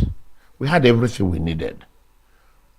But whatever I was going to say, in 1966, when the coup happened, that uniqueness of the military, irrespective of the truth, made the commanders to guide we to our respective contingent bases. So there was order. There was order, and we were loved. My platoon commander, Brigadier General Nasarawa of the blessed memory. I still remember H.Q. Denwa, who was military governor of, who was the executive governor of Imo State under the democracy, was my colleague at Lanleta when this happened. We were all under Nasarawa. And Nasarawa is from Kebbi, because he's dead now, from Kebbi State. Well, he saw us as his children and made sure that none of his cadets, anything happened to them, were guided back to our respective contingents. The country valued you. It valued us. There was positivity. Exactly. So let's bring it back to the situation we have in Nigeria today. I mean, the country is plagued by insecurity. Almost every section of the country is suffering one insecurity challenge or the other. You're now retired, but you were in the military for so many years. Looking back, where do you think we are getting it wrong in terms of fighting internal security challenges? Let me come very blunt. Misgovernance, you can quote me. Misgovernance is responsible for insecurity in this country. If you see anybody walking the street, he may look wretched and all, but he wears his head on his neck. Any nonsense you are doing, they're saying it. Unless and until our attitude to governance change. You see, it's like an ideology. You don't kill it. You can fight those. The moment the society does not feel cheated in any form, then you can be sure that insecurity must went down. Okay? You asking me what is responsible? So many. If you look at what they say is budgets and what people spend, either for the Senate or House of Reps or in the House of Assembly and all those things, and you see so many young men who have schooled. Like, your question is so confusing because I say this is a country where you walk the street and you pick gold because everything was there for you. If these guys can't get the opportunity to even walk and they have age of marrying, they can't marry. They have age of owning. Look, they do anything they can't. Because of the scarcity of opportunity, the youths are getting more desperate and they're more likely to tilt towards crime. And some people say, sir, that because the military has also, because of degeneration and lack of governance, that even the military, so much respected, have been infiltrated by saboteurs or bandits and terrorists. That's why we are planting seeds with squirrel in our bags. What do you think? When you ask me to tell you my mind, I tell you my mind. Whether my statement is relevant to the question or not, the misconception of the civilians about what democracy is the bane of our problem. I can tell you that. Because you don't just start buying private jets and start building this thing because you are in the office for 4 years. How many, look, what are you people telling me? I'm not advocating for military rule. But I can tell you so many living military administrators who don't even have vehicles today. I can spill the bean, I don't care. How much was I paid as a brigadier general then? 36,000 naira. And I lived comfortably. Yes. 36,000 naira was my take-home pay. So unless you also change your attitude, I was coming to it. In the military, you don't deny people opportunities. But I'm not an advocate of military rule. Continue. But any of you who pass through the military rule will know the difference between governance and your so-called democratic system. And I thought that when I came into politics, I could change things. They didn't even give you the opportunity. 3 times I ran for Senate. 3 times I won. And 3 times they blocked you. Because Nigerians hate being told the truth. I don't care if I die today. No regrets, man. No, you won't die. No, I'm just telling you. That's why I'm telling you that I'm spilling the beans. Well, you are blaming the civilians, and we agree with you largely that there has been misgovernance. However, talking about the military, yes, so many cases of the rank and file who are on the front line complaining about the treatment they get from their superiors. They don't get their supplies, their arms, their ammunitions. There is a lot of corruption being complained by military personnel. Also, the military, the defense is being governed by the army, echelon, and they have their budget. You still have military guys being paid 100,000 naira. The morale is low. The soldiers are poorly, remunerated. The welfare is poor. Who do we blame for this? The civilian too? Good. Listen to me and listen very carefully. I didn't even know when I spilled beer. I said, as a brigadier general, I was taking 36,000 naira. A soldier gets 100,000 naira. To us, it was big. This is one wicked country that never takes care of its military. I've been on courses, India, Pakistan, US, even France. There's no way you can compare the mega thing they give us with them. But that's why I think we're a very lucky country, because the average soldier is committed to his profession. Just give him little encouragement and he does the job for you. Okay, you asked a question there. I don't know. Listen, and I want you to get this right. There's no way you don't get bad eggs and good eggs. You understand me? I wouldn't say that because let me encapsulate it in this way. Every person is the product of the environment. The environment that produces you has tremendous influence in you. You can be whatever, but if the upbringing was bad ab initio, if you are coming from a criminally infested mind and that kind of a thing, it will continue.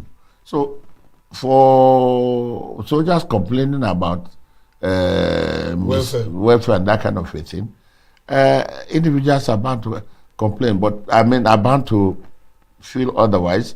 Just as I said earlier on, that when people walk and see kids on the road, you think that they don't know what you are doing. No.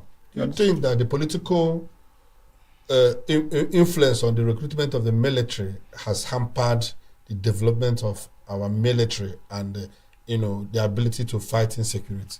Yes. That's the best question I can ever get here. I don't know. But the idea of once you become a president, you choose who commands your Army, Navy, and Air Force, has dealt a dead blow to the military profession. Because you now have a colony of retired military experienced officers. Hey, I'm not God, but I garnered my experience in the military. I told you how I started in 1964. Went to the Biafra. I was a military officer in Biafra. You understand me? Came back, still went back to Nigerian Army, and I was able to rise to Brigadier General. Okay? Each step you take, you find something there. That's experience. Process. It's a process. Yeah, but when you announce, when you become a leader and decide to pick Oji or Emma, because you know him or you feel safe, and make him, by our norm, let me even use it that way. Even now, I cannot take order from my Junior. It doesn't happen anywhere. Okay. And the military is so, excuse me, not copy, because this is the way, this is why you people are getting it wrong. That's a very intelligent question. Work on it. If you are more interested in publishing news and that kind of thing, go ahead. Go on, sir. We are listening. But the solution is, and I'm telling the political class, allow these young men to garner experience and grow. I have never pretended, even in my CV, that I was an officer in Biafran Army. I don't say the rank of it. I was a captain twice in my life, and I'm proud to say it. Captain in Biafra, captain again in Nigeria. For goodness sake, I didn't buy it. But it made me know a lot of things. You are not giving these boys the opportunity. Of course, the promotion is better now. At our own time, you can sit on the rank for 5 years, 6 years. You never get it. But the point is, even when you get it, don't just pick, because one thing with the military, and I think it is the fear of being afraid, like we say in the military, that makes makes every president to go and pick either his countryman or whoever to feel safe. No. Yeah, it's affecting the military. It's affecting the military. Okay, you've clearly mentioned the commitment and dedication of the from the military, yes. the leaders, right? Exactly. The leadership back then. Now let's look at the current situation Nigeria is facing now. The different money budgets that has been put into the budget from the National Assembly, and yet we still have corruption, we still have insecurity, and these things are not carried out. If you were to compare back then and now, would you still see the military the way it was, and would you say this is active with them? It's academically, no. But practically, you understand me? Yes, I see the military. Because when you make a budget, tell yourself the whole truth, man. You allocate 50 billion to the military. And in that budget, you are releasing only 1 billion. Only 1 billion. What do you expect that person to go? To go and carry cassava wood, cassava stick, and go? No. You should stop deceiving yourself. So I must tell the truth. When you make the budget, release it. But don't just go to the. I'm sorry to say it. My greatest aspiration after the military was to be a senator. But I tell you, the present level of senators, I don't care, whoever they are, they've not represented this country well. They've not helped this country to grow. They've not helped democracy to develop. What are we talking? Because it is at the legislature. There are checks and balances. That's why you have the executive. That's why you have the legislature. And you have the judiciary. Are you talking about corruption in the military? What of the judiciary? Sometimes I'm ashamed to be. I was called to the Nigerian bar. So I don't know which year we are now, but I was called to the Nigerian bar as a captain, 2nd July 1982. So if you look at it now, I'm almost 40 something or 50 years in the bar. And then you start looking at judges giving judgments which even a law student will find fault in. It's part of the corruption. And that's why I started by saying that everybody is a product of the environment that created him. Everybody is a product of the environment that created. We have the corruption in the governance system, the judiciary is corrupt, politicians corrupt, the economy corrupt, health sector corrupt, everything about Nigeria corrupt. Yes. Even the military that used to, when you see them, the command order is now infiltrated with corruption. Exactly. Where do we go from there, sir? At 80, at this time, you are an advisor in all ramifications. Well, my advice still dovetails into what I told you earlier on. Good governance, it starts from there. And for people you elect for checks and balances to do their work for checks and balances, the legislature has contributed to failure of the democracy. Because if I were in the Senate, they blocked me. You can't kill me. Nobody gags me. From the way I talk now, I just tell you the truth the way I know it. And only the truth can save you. That's one statement by Ahmad Bello that I've not forgotten. The truth is like an open wound. Only the truth can heal it. You understand me? So, having said that, I think that this is the time for the next election, if you will, people should use and ensure that when they vote somebody, if it's not, it's just somebody in some parts of this country, especially in the north. If they didn't vote for you and they say no, we didn't vote for this person. It doesn't happen anywhere except in Nigeria. So if you don't start from there, correcting our electoral processes and because solving Nigerian problem is not something you bring me on the stage to ask me questions. First and foremost, individual discipline is very critical. The way you bring up your children is very critical.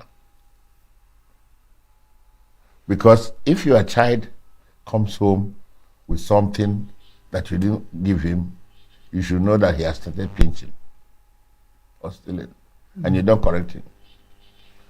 That same child may join the army tomorrow and become an officer. All right, for the sake of time, we are running out of time. Let's look at the insecurity bedeviling the nation right now. With your years of experience in security matters, what do you think what are your advices, if you have to come in? I've always been an advocate of police stating, that is state police. But it can only work if you practice the democracy practice in the US. But if you say you want to use the law because you are using the executive system and not the parliamentary system, and you don't want, you carry your parliamentary practice into democracy, it doesn't work. So, sir, answer to your question is you asked me about insecurity, isn't it? Yes, insecurity in Nigeria. The advice. The advice is for the soldiers are doing their best, but the things not meant for soldiers they cannot do it. The idea of pushing soldiers to the street or roadblocks and all those things, highway, it doesn't exist anywhere in the world. So if you have state troopers or whatever, or state police, they take care of this. And why state police is very important is that everybody knows the criminal in his environment. When you're doing state policing, and the mistake people, especially the black man in Nigeria, makes is that you just get into office, you think you are there forever. 4 years, maximum of 8 years, you're out. So if you recruit your brother who is a thief and make him the commander of the police force, when you are gone, it corrupts the system. You understand me? Because it is not intended to end with the man who recruited you. State policing. They say generals do not retire. And then the Nigerian situation where we have insecurity, sir, and our generals are being, because of corruption, are being retired in drones because every president wants to put who is, because of fear of the fear. And how many times are they using this dump of retired generals and taking from the experience to solve the security situation in Nigeria? Is it that Onyebole so New York? Has generals been consulted in critical situations like Nigerian security situation to solve the problem? Quickly, sir, because I think we're running out of time. Yeah, and then unfortunately,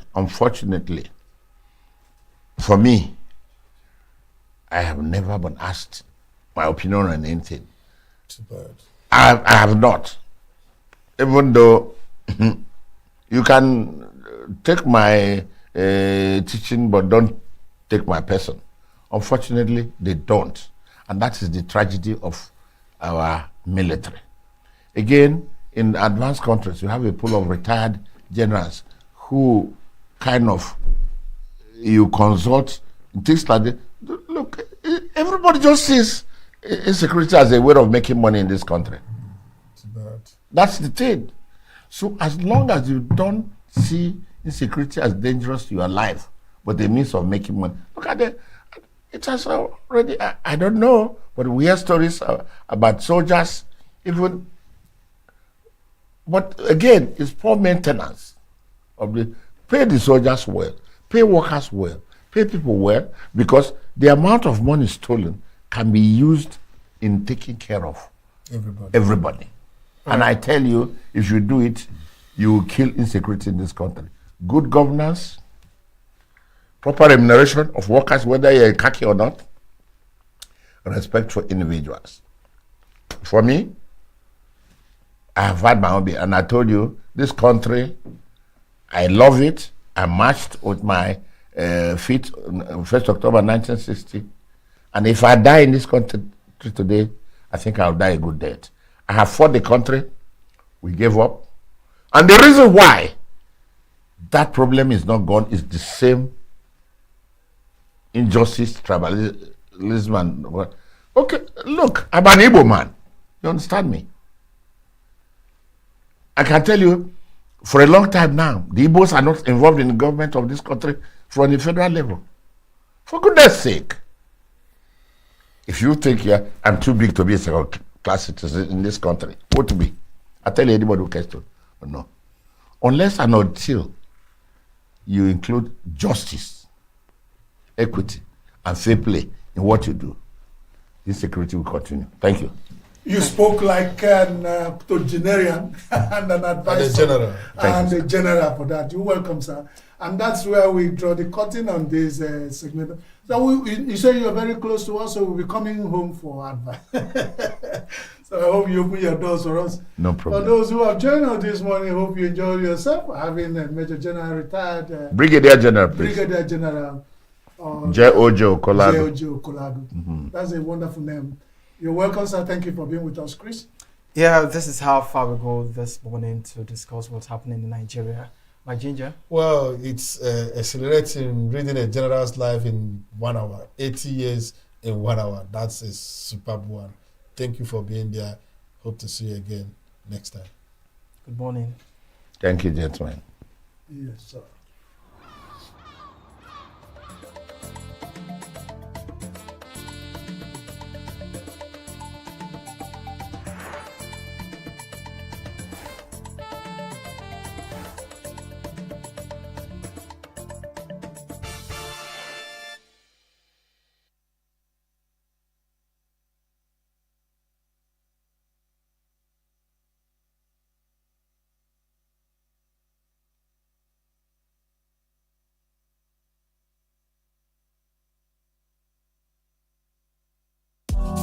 Tired of the snow? Tired of the bad TV signals? Nigeria has gone digital. Introducing Free TV, the national platform for every Nigerian. Get 100 plus channels immediately. Sports, news, and entertainment in your native language with clear picture quality. Whether you're in the city or the village, our satellite signal reaches every corner of 36 states from day one. No monthly subscription, just a compatible decoder and you are set. It's a national asset built for you. Take the show on the road, download the Free TV app and stream your favorite channels anywhere. Starting this May, scan to download the app or call 0700 388 7277. Free TV, digital TV for free. Brought to you by NBC. Health is more than a diagnosis. It's your lifestyle, your choices, and your future. Join us on Inside Health, your weekly deep dive into the stories, science, and solutions shaping your well-being. From expert interviews to real-life journeys of healing and hope, we cover it all. One of the complications of cancer management or treatment is they have some of them at one point in time, you see them having anemia. Okay, so you see them at times being transfused. But at the same time, you come in with a diet. Nutrition, mental health, innovations in medicine, fitness, and everyday wellness. Whether you're managing a condition, staying informed, or just living your best life, Inside Health is your trusted guide. I'm Tigiti Agorum, and I'll be with you every week on Inside Health, only on Signature TV.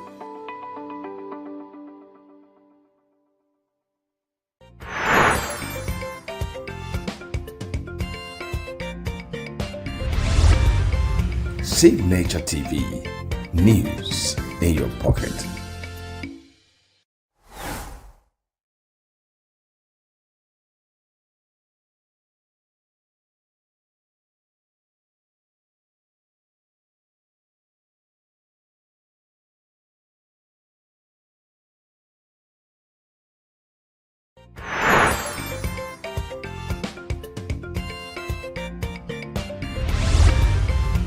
Signature TV, news in your pocket.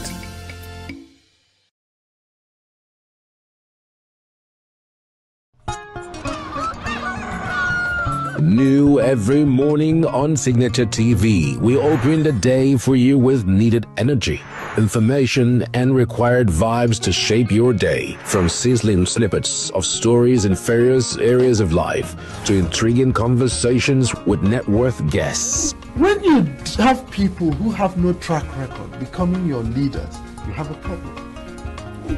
There's no outstanding graduate when Obi took over from me. I left in all the accounts of Anambra State 13.8 billion for him. Your day cannot be complete without Signature Morning on weekdays and Signature New Day on weekends. There is no better way to start your day except Signature Morning and Signature New Day every day on Signature TV.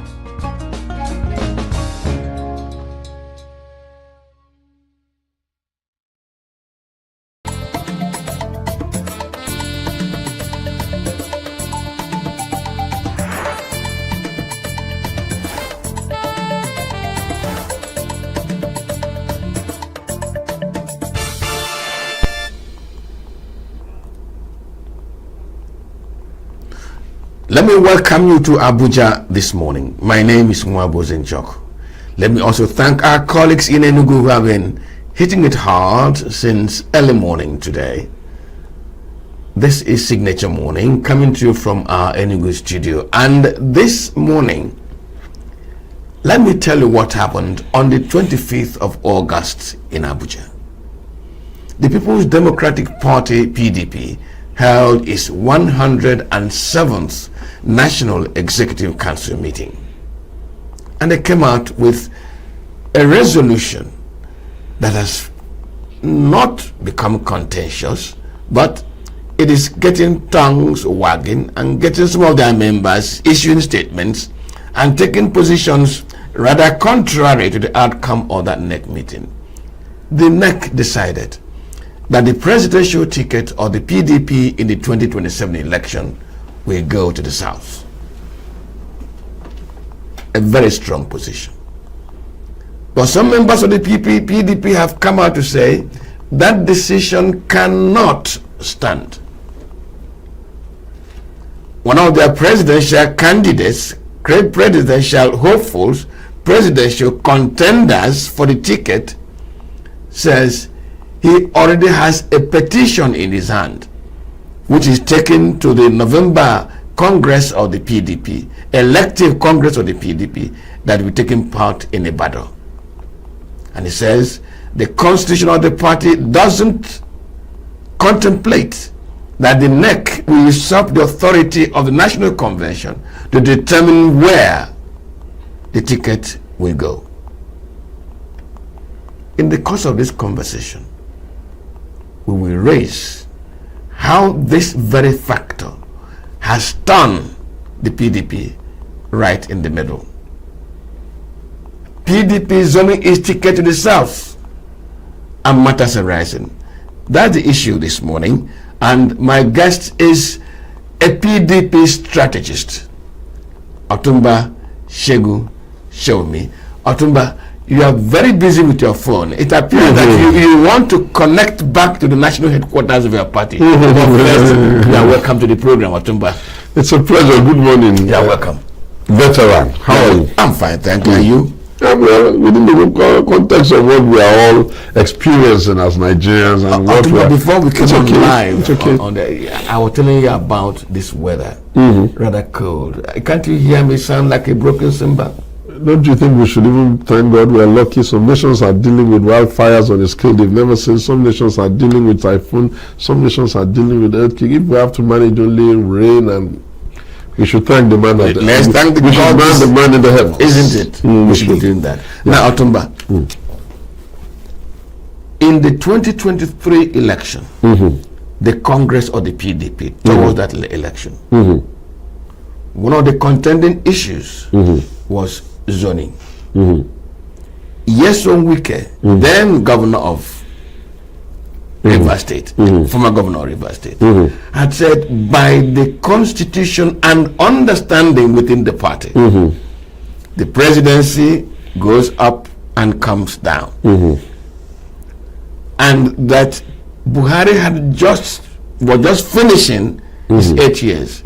Morally speaking, the presidency should head back south. And he contested. And he lost to Atiku Abubakar. Since then, there has been no peace in the PDP.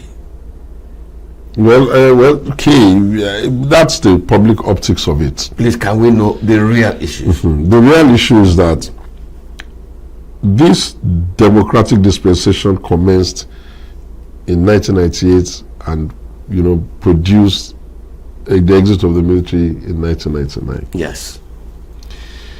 The parties that were registered at the beginning, APC, no, AD, yes, slip of tongue, AD, okay. PDP, yes, please, and APP. Yes, please. They were the ones that commenced the process of this multi-party democracy, so to say. All of the other parties, AD, APP, have morphed many times over. PDP has retained essentially its colors, its pay of line and all that. You see, what that tells you is that after about a quarter of a century or more, you have to expect that if they do not interrogate their own processes, review their underpinnings that drives their whatever, especially having lost, it was only a matter of time before whatever it is that you call the issue will show up. If it didn't show up as a catalysis of Wike and his friends, yes, it would have shown up as a catalysis of Atiku and his friends. It would somehow give it whatever name. There would have been that X that was going to speak to the fact that you cannot but reform and reinvent yourself. Proudly, I had been screaming this since 2011. I did not magically become aware. In 2011, I had become the Director General of the Goodluck Sambo, that's the Jonathan Sambo election for 2011. You know, the president, we lost him. Yes. Jonathan succeeded in finishing that, but he did one term. In the process of being that Director General, ENUGU, it fell on me to manage the process that would get us to that election.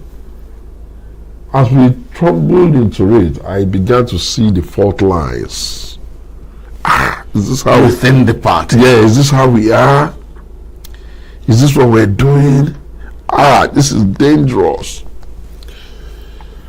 The best of skills was put to make sure that that election produced a successful outcome from Ogun. Even though all the others lost, Bankole, the speaker lost, the Obasanjo lost, everybody else lost, the governor lost, everybody lost. But the president, by the grace of God Almighty, and some other day I can tell you what happened, he was able to get those numbers. But notwithstanding those numbers, I started to ring the bell. Code red. This party can't continue like this. But because the president Jonathan won at that time, they assumed that it was well. By the time he started trying to do the 2015 election, which we now lost, blessed memory, may your soul rest in peace. One of my very good friends is South African. About 2 years before that election had said to me, he's a strategy person and communication, said, Shagun, you guys are going to lose. You know, 2 years before, why? Said, you're going to lose. Okay, I said, why are we going to lose? I'm not going to tell you, but you're going to lose. About a year before, I ran into him again and said, my friend, I know you're doing so much. You're one of the best in your state, in the whole, strategy is no strategy. You're going to lose. I started begging him. Okay, can you teach me what we need to do so we will not lose? Can you show me how to do it so they will not lose? Can you show me the flags that is making you say we are the president, we are sitting in the villa, we have said you're going to lose. He then said, I'm not going to teach you how to do it, or how to read it, or how to design the playbook until after the act. When we got close to when the campaign now started, and I started saying, oh my God, we're going to lose. I started pressing the button, meeting the Amma of blessed memory had been clad. You need to come back. But campaigns are like a train, a very high-powered fast train. Whatever you don't do before you set the train in motion, it's very difficult to maneuver the train once it has moved. Anyway, we lost. I went to London because I was very sad.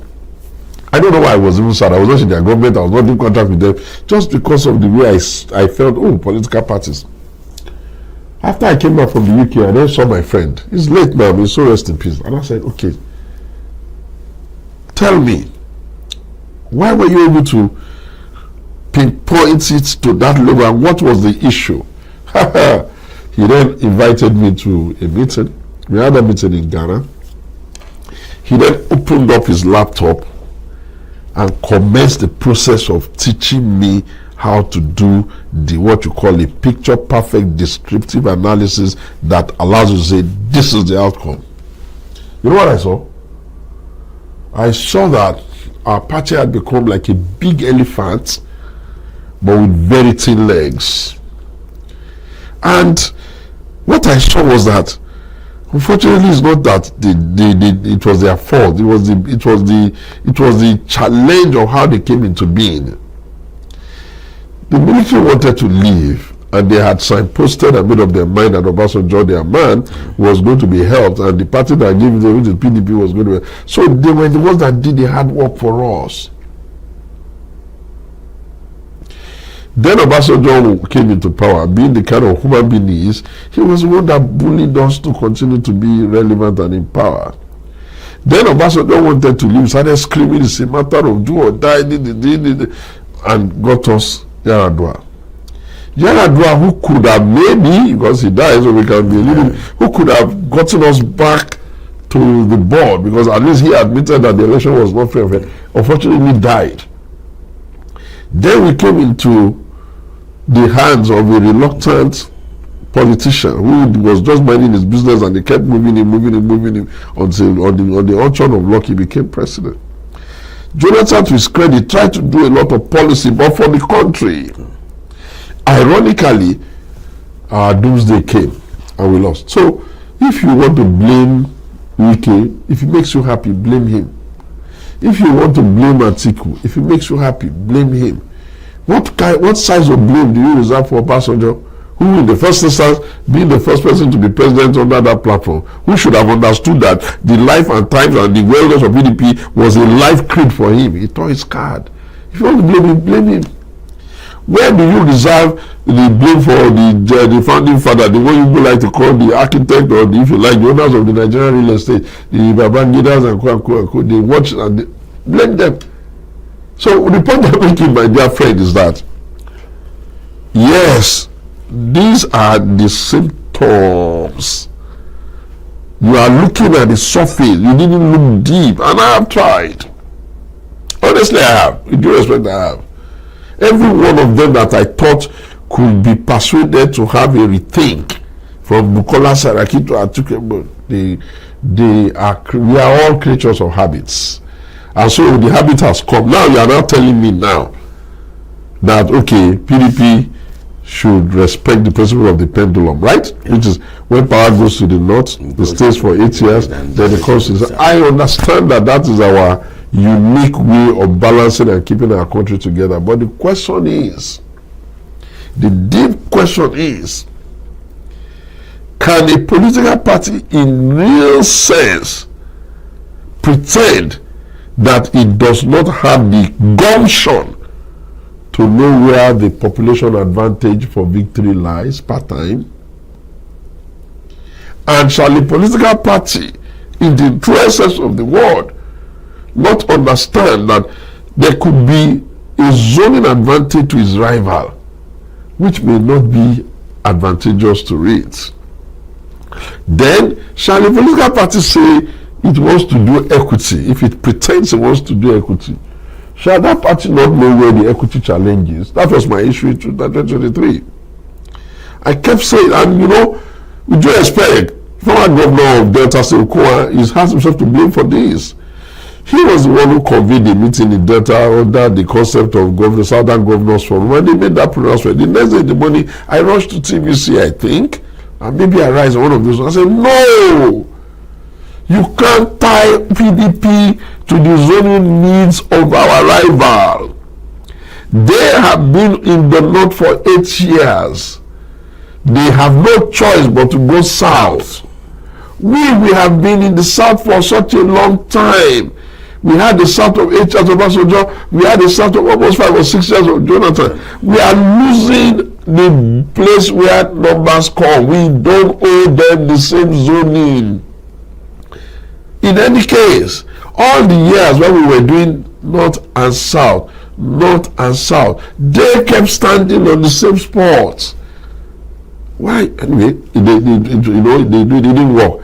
And then I added the caveats. I can remember clearly. I added the caveat. I said, okay, in that case, if you want to say this, that okay, PDP 2 will go south, then we have a bigger burden. Our own equity must be southeast. For we have done southwest. In the imaginary manner, we have done south-south. What are we going to say to the geese that has been laying the golden egg? I shouted, I screamed. I spent an obscene amount of energy, time, passion, energy to go and find Peter. I can tell you that. He did not even want to, he was so reluctant to buy the form. At the point he said, he cannot even go and tell the wazir. I said, okay, well, you can't tell him, I'll tell him. To God be the glory about the form. I warned him, my brother, I warned him. This playbook cannot be rushed because of our history, which cannot be erased. Your pathway in 2023, not now, before people say I'm saying you should do it now, you must try to be the vice of that man. For he will naturally become, it will be clear to the world what you can do, because you'll be sitting in the office of the Economic Council, and more than likely some of these things you talk about, we can experiment, because talk is cheap. And it will make it easy for people to have more confidence, given our history of civil war, the kind of unnecessary rivalry and stupid anger that the tribes are exhibiting among themselves, and you're leaving your children to be doing it. Okay, long story short, he found himself in another party labor, and he tried. He harvested national anger of everybody, harvested whatever he could harvest, but an outcome came and we saw the numbers. After he lost, I went to him again. So my brother, okay, whatever the case may be, the world has seen. Now you have to answer 2 questions. 1, do you want to run again? Because this is a heavy load. You would have seen how heavy the load is. If you want to run again, the only other question on the table for you is you need to determine the platform quickly. Don't worry yourself about others.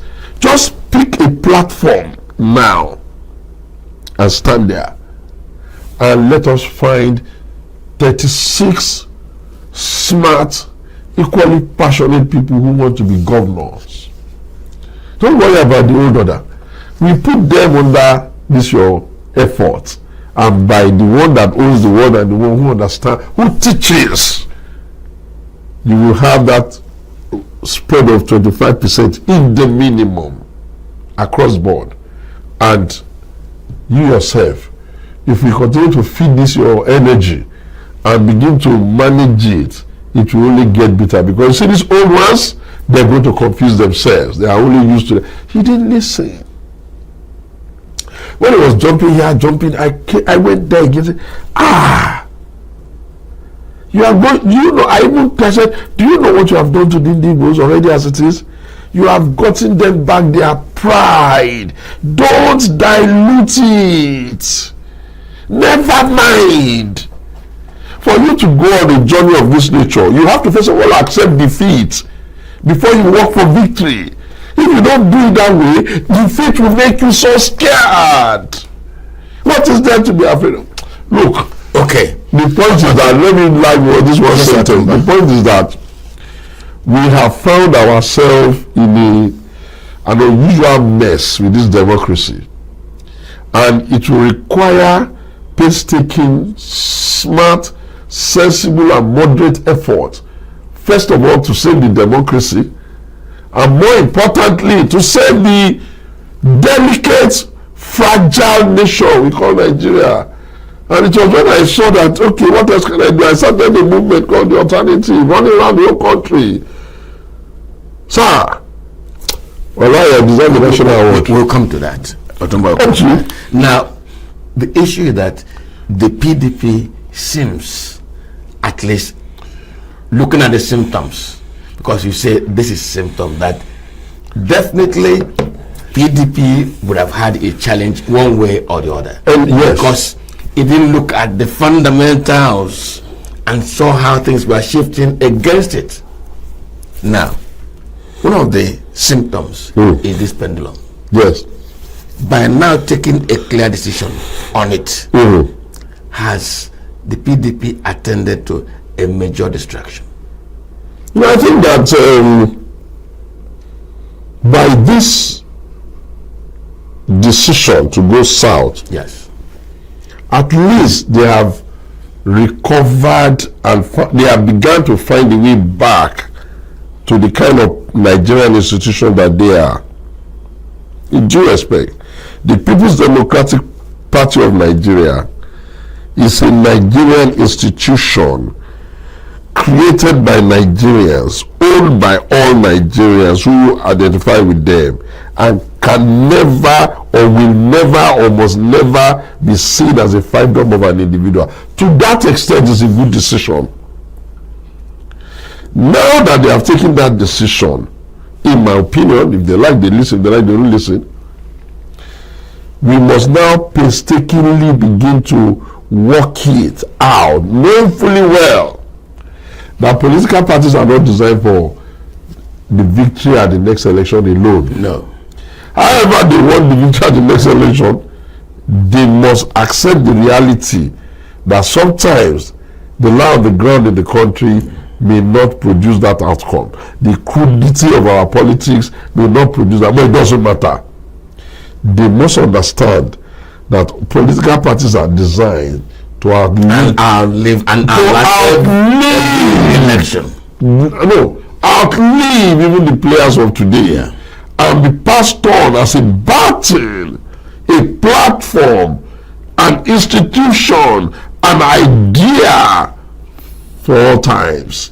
Now, if they take that big view, then they will be able to smartly adjust it. At the point I told them, you can't solve this problem. I can't solve it. I said, okay, if you are bringing the chairmanship to the south, let me be chairman. There's nothing in the chairmanship of PDP that excites me so much. The presidency of Nigeria is more interesting.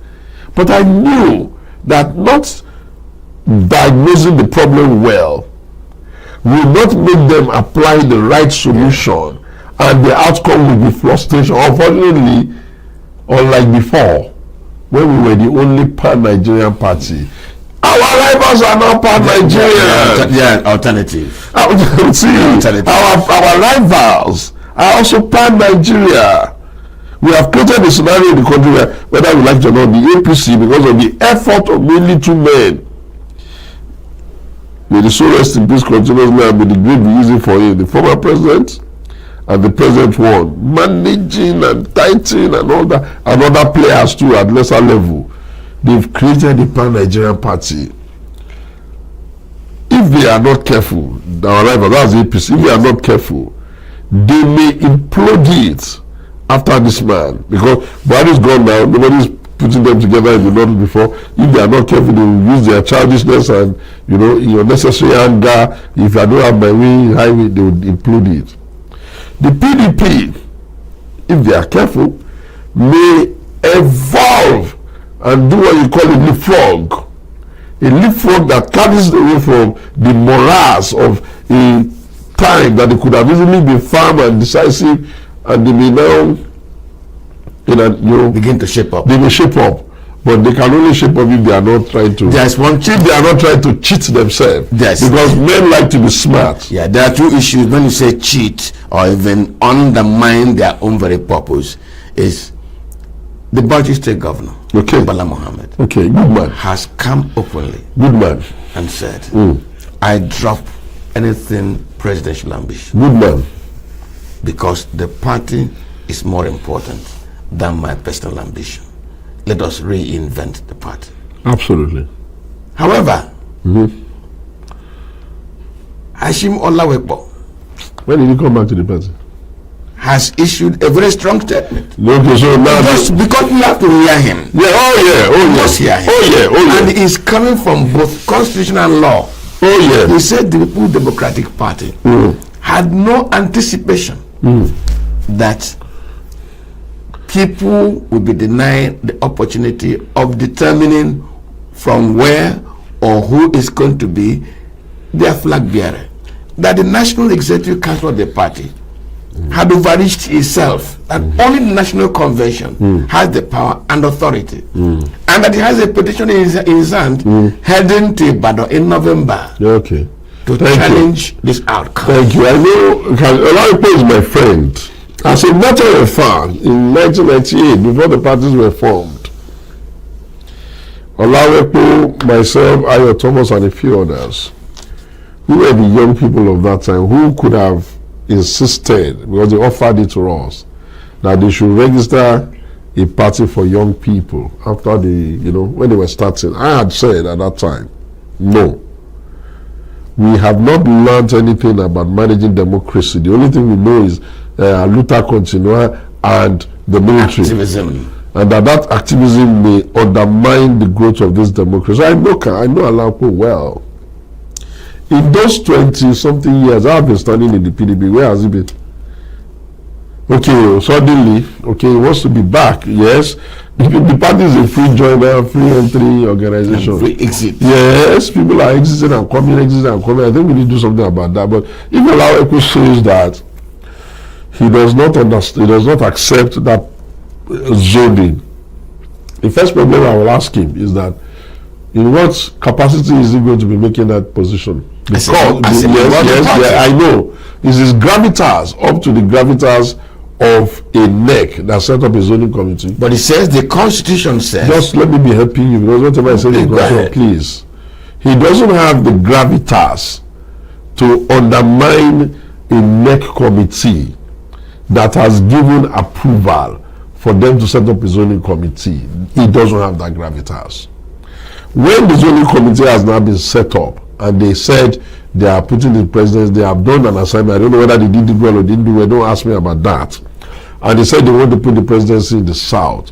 They have only made a report. It is the duty of the working committee and maybe at the convention to take a decision whether they are going to ratify it in situ, in toto, or they are going to make some marginal adjustment. We will not have a political party that is going to be perpetually being held down by anybody who wants to talk. We are just about now getting ourselves out of the long-drawn challenge of post-2023, which people have called the wicked problem or the that problem or the this problem, and to make it easy for the party and even for the Nigerians. I'd always be using the phrase, none is all good, none is all bad, so that they can find the middle ground. I think Olawepo may have a point, but I think that point will be very weak. I am not happy that in a hasty pronouncement they said it the way they said it. I would have preferred, I would have couched it differently, because you don't have the powers, no political parties has the powers to prevent people from enjoying the benefit that the constitution of the country has granted them. It is the constitutional right of anybody at any time to say I want to be president, which does not require or does not respect your zoning. But if we say as a political party that we are going to zone, we have not prevented people from buying the form. When we start selling form, please come and buy. You will have the list of delegates, engage them. The delegate primary system is the first democratic experiment of political party. So if we say we are zoning south, yes, if you are a governor, you can go and buy, you can try your luck, but you may not succeed. And don't come back and start saying you were not treated fairly. The party tried to avoid what they consider to be the mistake of 2023 by leaving it open, which then became the basis by which people were angry. Now the party has said it's zoning its presidency to the south. It is for the party to stick to his idea. And let me advise, the Supreme Court verdict judgment that has come is very clear. Very clear. It is the responsibility, the right, and the full authority and the gravitas of the political party to determine how it wants to run. So the minority will have their say. By the grace of God Almighty and good conscience, the majority will have their way. So I tell Olawepo, my brother is my friend. Last time he was in another party, 2 weeks ago, he said he's going to be disturbing the party. I don't know what those. God, political parties. The political parties is a free joining organization. That does not mean that the political party ought to be a weak organization. A political party cannot be laissez-faire, everybody dragging it. No! Freedom, if not carefully managed, only produces chaos. Parties are to create not just their constitution. There's something they also call the operational manual. When you create, constitution is supposed to be a very small document of intention. It is in the operational manual that you now do the engineering work of stabilizing political parties. But hey, men cannot give what they don't have. Anyway, Olawepo has had his say, and he says it within his rights. It is within his right to even say that the presidency should be zoned to him. Thank you very much. It is his right to say that. He won't have committed any offense. No, nobody has said this. Listen, did you hear me use the word offense? No. I said a political party cannot allow itself to perpetually be put in crisis non-stop. When a political party is trying to get out of its previous challenges, it should not easily and happily give itself open, because otherwise, and then let me even add, before you leave this, if we say the PDP is the University of Democratic Dispensation and Politics in Nigeria, we are not wrong. We are the only political party that has conversations around political issues and democracy. Look, our rivals have removed how many chairmen in the last how many years? Have you seen them make PIM? Are there no human beings there? Are the human beings there not having tongues? So if you see that the PDP is open, it can accommodate opinion, it can take ideas, it can it's just because it's democracy. There is nothing in other parties that make them autocratic that ought not to be here. After all, we were the one who had the president who went to eat pandemia in somebody's house and removed. So don't think that our idea that let's just thing breathe, let people have their, it should not be our Achilles heels. And the only way to make it not to be our Achilles heels is to get people who understand how to build systems to lead or manage or interfere or support parties if they have the intention to do so. People are only playing to their selfish desire. I want to tell you what has happened a little bit. Okay. David Mark, who is the chairman of ADC, is a product of PDP. Who is not, even the one that is Senate president in APC is not a product of PDP. Atiku Abubakar is a strong pillar of PDP. Atiku Abubakar has had the particular unusual reputation of moving around too much. Atiku Abubakar seems to have been a factor in the crisis, the symptom you say I'm seeing. The symptoms, yes. Of disagreement over this pandemic. I had said it on another platform. Thank you. That it seems to me, when they did that leg and they started that process, I said it seems to me that the PDP has survived the first stroke occasioned by the G5 and Wike. It now remains to be seen whether they will survive the second stroke now occasioned by Atiku Abubakar. And what do I mean? You see, I have depth on these issues. I've been here since the very get-go. When we manage to get to the point where we are now having neck and all of that, it is not hunky-dory, but we survive the first stroke, G5, although we cannot do meeting, we cannot that. Now that Atiku Abubakar has carried himself and a lot of people and a lot of energy into another movement called this, I've not seen him register. I've been told this. I don't know whether he has registered or not, but at least he's promoting that idea. That's another stroke for PDP. You know why? Because the people they are going to mainly pouch are PDP followers. And if we can't stop it because it started, if the PDP can survive that stroke too, then I can guarantee you, if the Lord Jesus Christ tarries, it will meet PDP on earth. Don't be deceived. Do not expect that all these challenges you see PDP having, it's going to help you to build resilience. By the time they say, let's go and vote, PDP will produce a candidate. Others too will produce. The Nigerian people who have the right to determine who they want to vote will go and do what they can do. But PDP would have survived.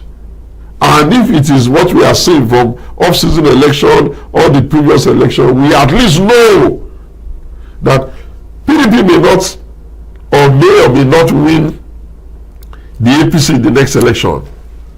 But we know those that cannot defeat the PDP. The only organization in Nigeria today as a start that can defeat the People's Democratic Party in the natural election is the APC. Every other one will be coming either second, third, or fourth. So if they like, they can be playing and be pretending as if one person's ambition is bigger than the stability of the country or even the survival of the party. It's their business. But I would suggest, if they are serious and they want to really be serious and not waste all our times, whatever it is that they are calling coalition today, they should grab to at least back into the mother party, the PDP, because the People's Democratic Party has the lie on the ground at the rural areas and in the wards and in people's houses that just some stimulation and some effort, they will be able to gravitate and galvanize themselves there. But if anybody is expecting that the PDP is going to go there because of him, the person is a dreamer. Yes, I just want to, because while you spoke, I began to visualize. Yes. Just let me create a scenario. Yes. Suppose Atiku Abubakar chooses to return to the PDP. Game on! No matter how serially Game on! Suppose he chooses to return to Game on! Suppose Peter B chooses to Game on! My question. Yes. Do you think this your diagnosis, this your prognosis of PDP may not win the election, but it will have reinvented itself? Do you think PDP could be then in a position if the both of them return to the PDP, the election will be over by 12 noon and PDP would have won? There is nothing in the APC that will be able to overwhelm the kinds of energy that will be displayed if that happens. But will it happen? I doubt. That is the last part of this conversation. What will prevent Atiku Abubakar or Peter B from returning to a party and making that party to win election? And making them relevant in national development, because they said national development. Wait a minute. You know, I know these men. I with due respect to both of them, unless people try to irritate me by making them, I don't really like to, criticize them. Really, I don't. But I will not also refuse to put positions on the table because they are big voices just like me.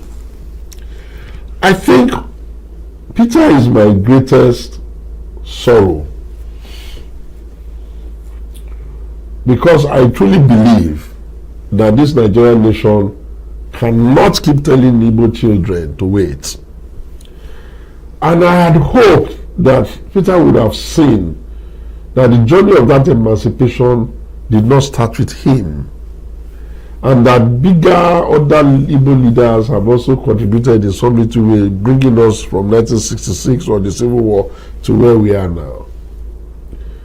When the election was done and over, and I watched what he was doing. I visited him often, and we talk, and I tell him, Peter, you have to answer 2 questions. 1, do you want to go it alone? I've told you how I told him you can go it alone. But you cannot go it alone on those messaging. The messaging must be repaired because it's too shallow. There's nothing there. What is production? That's nonsense. But do you want to go it with the PDP? Because that's a big institution. And I know, I know, and I've been screaming on this side, and more people in the PDP believe that now, that it is sacrilegious for the PDP not to understand that it has an Igbo debt. And why do we have that debt? Aside whatever people have seen in the country, civil war, we have that. There's a debt. You know, when you have a debt, until you pay it, it remains a debt. It was in the sitting room of Alex Ekweme of blessed memory that this party was taught into existence. And that zone, that southeastern zone, until 2003, had always maxed numbers to the PDP. And truly, we have never given them the ticket. Shall we not be able to recognize that we can't start a second round of musical chair, skipping them again? And I thought that, okay, Peter had demonstrated a reasonable 6.something million, which could have even been more if he had been on the big party, and that he should come in, especially when Atiku decided to leave. I didn't think that Peter read it well. I didn't think that Peter understood that there might be sympathy for you, but it cannot immune you from what your rivals have to engage in to get ticket, which is primaries. I didn't understand why Peter thinks that a whole nation or a political party will be waiting for you forever. If he had been able to stabilize his Labour Party, assuming he could, more than likely I could have wagered a bet that that party will win. But nobody joined him in that. He couldn't even manage it. I'm not criticizing him, and I want his friends and when they will start now, they will start to make somebody angry, and one will start to criticize him. I'm not criticizing, I'm just showing how I envisioned it. Okay, today now, Peter Okute Nigeria, as I call him, has carried himself to go and join an organization where he knows is going to rubbish the effort he has been able to achieve on behalf of a race, on behalf of a people, to down tension. I gave myself an Iboni Bukudili. Now, if Peter, with due respect to him, were to stay in that their annoying and confusing contraction called indices, I can guarantee to you, none of them can beat Atiku in that party. And I don't mean he's going to cheat. You see, consider that Atiku has been at this game for such business. Not business, this effort. So he is going to have acquired experience, skills, know-how. He will defeat them in that primaries. In fact, I had told him before he got himself into Atiku himself that if you stay in PDP, you are going to still beat them. If Atiku will contest an election with Bishop Wike with all of his energy and graga and beat him in the primary, who is the person that's going to beat Atiku in PDP? So Atiku is a factor. I'm not kidding myself. So how would Peter survive there for primaries? Forget that. What about Rotimi Amechi? This is a man who has done the last couple of years. Until the last 2 years, he wasn't in government. Do you know the kind of resources he'll be able to pull? When they get to the place that they start to buy vote, $20,000, $30,000, well, even if you get Peter that money, I know Peter well. In good conscience, Peter can never be happy to be part of that. I say this as a credit to him. He will never be happy. It's not something he would do. I know him. I know. I mean, I'm not in his household. I'm not born in his, but I know his essence. Peter will find it extremely unacceptable. So, what are you doing in the midst of such people? Okay, if Peter goes to that primaries and then he doesn't win, what will be his reaction? He will be waiting to be given vice president or whatever, right? Where would that now put all the energy of us trying to say, let us shatter the glass ceiling? Well, hey, Peter, we have started looking at Dave Umayo. Yes? We're not going to allow you to frustrate what people like us believe will make this country stable. I don't want the Igbos to be angry in Nigeria. I want them to be happy in Nigeria. I want them to be able to contribute their best to this country. I don't want us to cheat them. I have tried my best to use the similitude and but take it easy. You are like a lion that has a thorn around the teeth or the nose. Those of us who still believe that this country should be ruled by human beings that have sense, we are trying to help you remove that thorn. But you are going to reach the continent, and who's going to allow you to do that? And that's what is on the table now. Because of the carelessness of the managing of the political dynamics, you are practically gotten a situation now where everybody is on each other's necks. Yes, Ashok Bola is president of the Federal Republic of Nigeria. The people, they bullied him until I began to say, okay, let's go back and even say, what are they bullying him for? Are you saying he's not doing the job? Which part of that job is easy? Which one is easy? Which one of them is a flash in the pan? Look! Okay, bottom line is... I want to take a break because you are sinking so much in this conversation. You like I want to take a break. I want to take a break because when I come back, I'll allow you to conclude this part of your input. Yes. But then you will address what will happen at the Badr Convention. What does PDP expect? Okay, that will be the last part of this conversation. Please stay with us.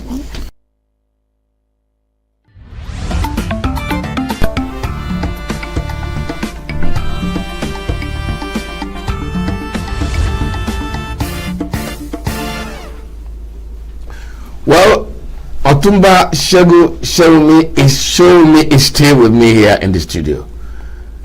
The decision by the National Executive Council meeting of the PDP to zone its presidential ticket to the south and matters arising. That is the issue on which we are conversing.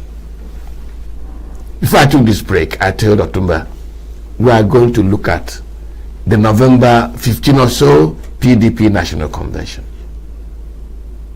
We have created some scenarios. Suppose Atiku Abubakar returns. Suppose Peter Obi returns. My guest says, please forget about that election. It is over before noon. PDP will not be coasting to victory. In fact, would have coasted to victory. But that is a scenario we are painting here in the studio.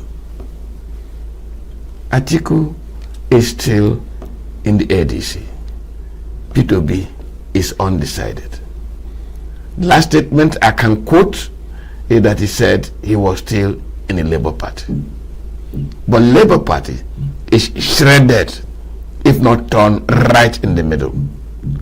So the Badr Convention in November for the PDP is not just crucial, it is critical. Otumba, what will the PDP make of that critical convention? You know, there are two things to worry about before we get to Ibadan. The first is, have they taken care of the immediate gladiators who must not get the impression that whereas you are trying to remove the hand of some big people, you want to now go and fall into the lap of another singularity of another so-called big person. What do I mean? You know, I mean, if we do not accommodate the shades of leadership here, I mean, for instance, why should they set up a zoning committee and then without telling people, they come and say they have gone to do a micro-zoning committee? Who told them that? Who are the stakeholders that sat to micro-zone? What are they going to do about the Southeast with its challenges? Or will there not be people that can participate? There is a jaw that must take place at the back before you can have a good convention. Otherwise, yes, you may try to win alone and you may lose all. And you know the funny thing? The funny thing is that it is a make or mad time for PDP, at least for the purposes of 2027. If they get to Ibadan, and we get the impression that some guy sitting in Oyo calling that, let me rephrase because they say I'm always too harsh. If we get the impression that only one leader is playing the script of he has to be the one to manage and manipulate everything, he doesn't have enough experience to do that in this country and in this party, and he doesn't have the long standing in the party to be able to do that. People who have longer standing in the party would resist that. If they can hopefully call themselves, take care of the small sticking points, go to Ibadan, go to Sokoto, go to Badugry, wherever they like to go, and go and get a fit for purpose executive, not playing to the gallery, not somebody wanting to take the PDP platform to go and be negotiating, not wanting to tie the PDP down so or tie it down in such a way you want to get a fait accompli for Nigerians. If they truly want the party to be back, or at least to be on his way back, then Ibadan will work for them.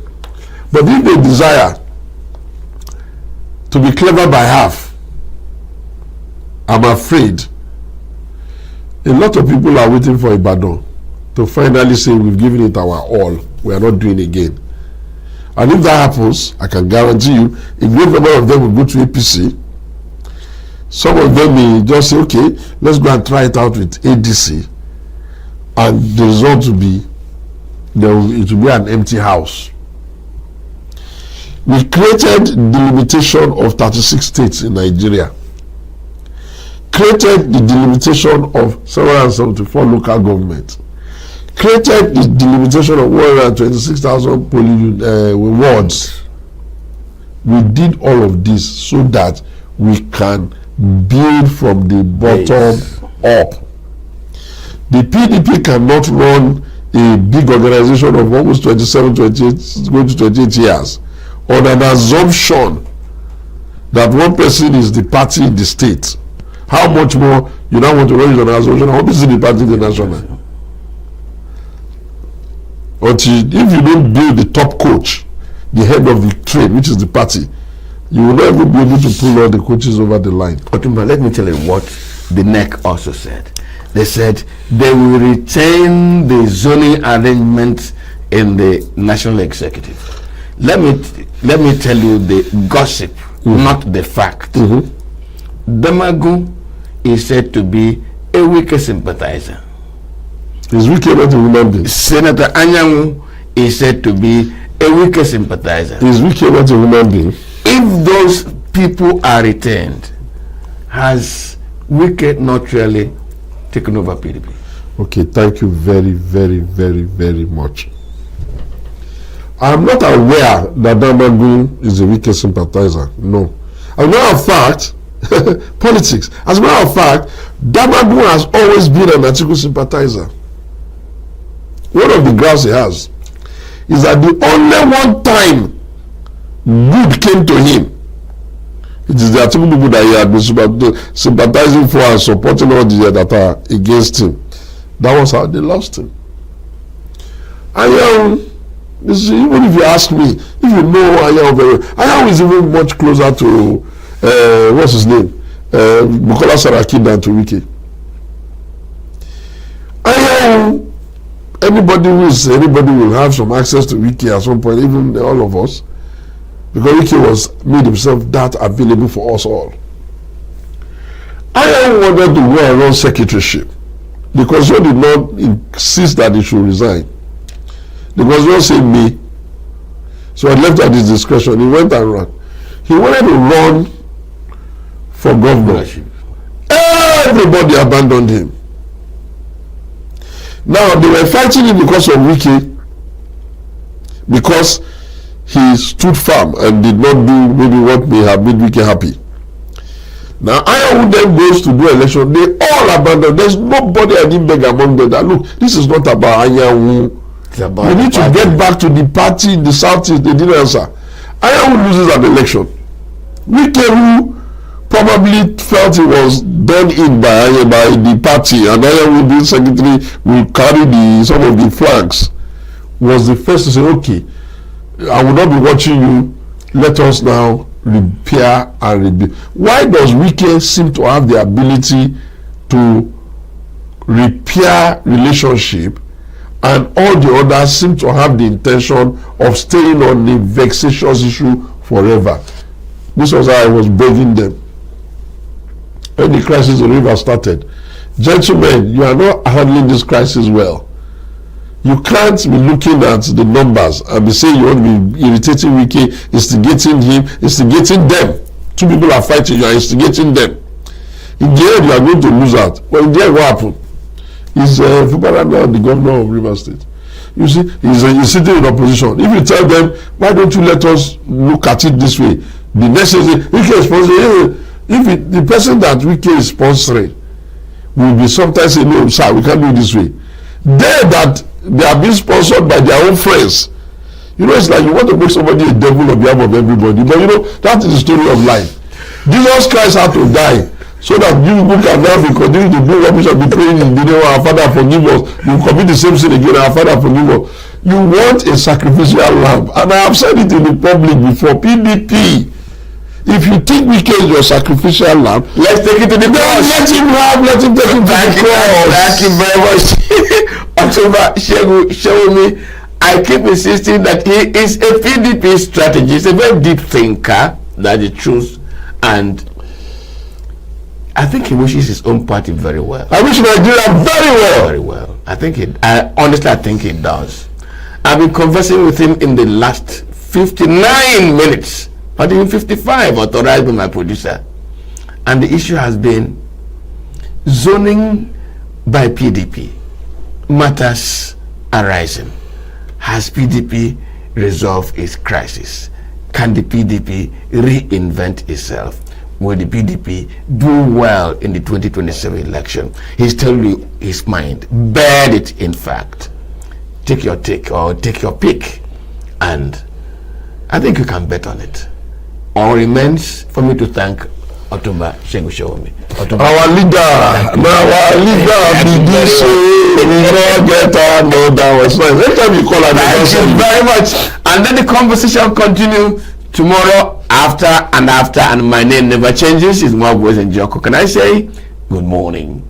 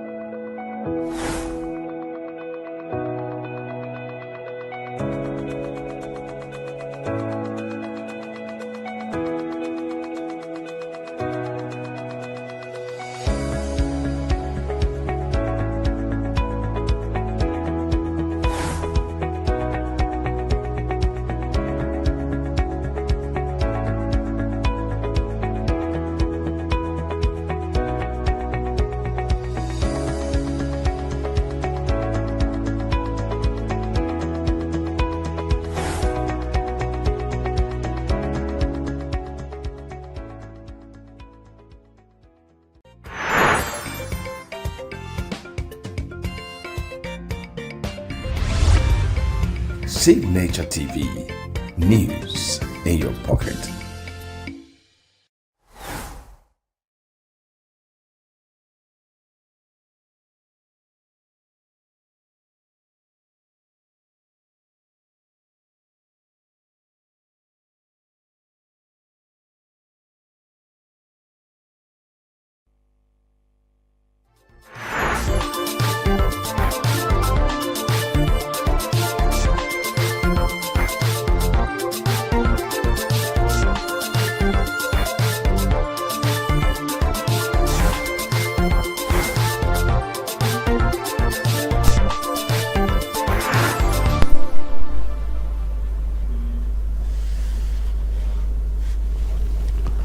Well, let me welcome you to the conference this beautiful morning.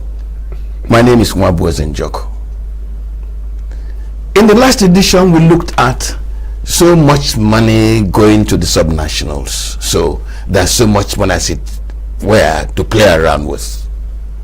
And suddenly, the Revenue Mobilization Allocation and Fiscal Commission had a brainwave and said it needed to pay more money to the president, the vice president, the ministers, the governors, the political appointees, because according to it, since 2008, their salaries have not been reviewed.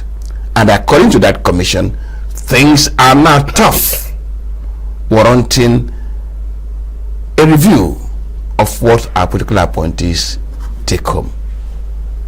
That's a very considerate commission. And so this morning we are looking at that sense of care being exhibited by the Revenue Mobilization, Allocation and Fiscal Commission.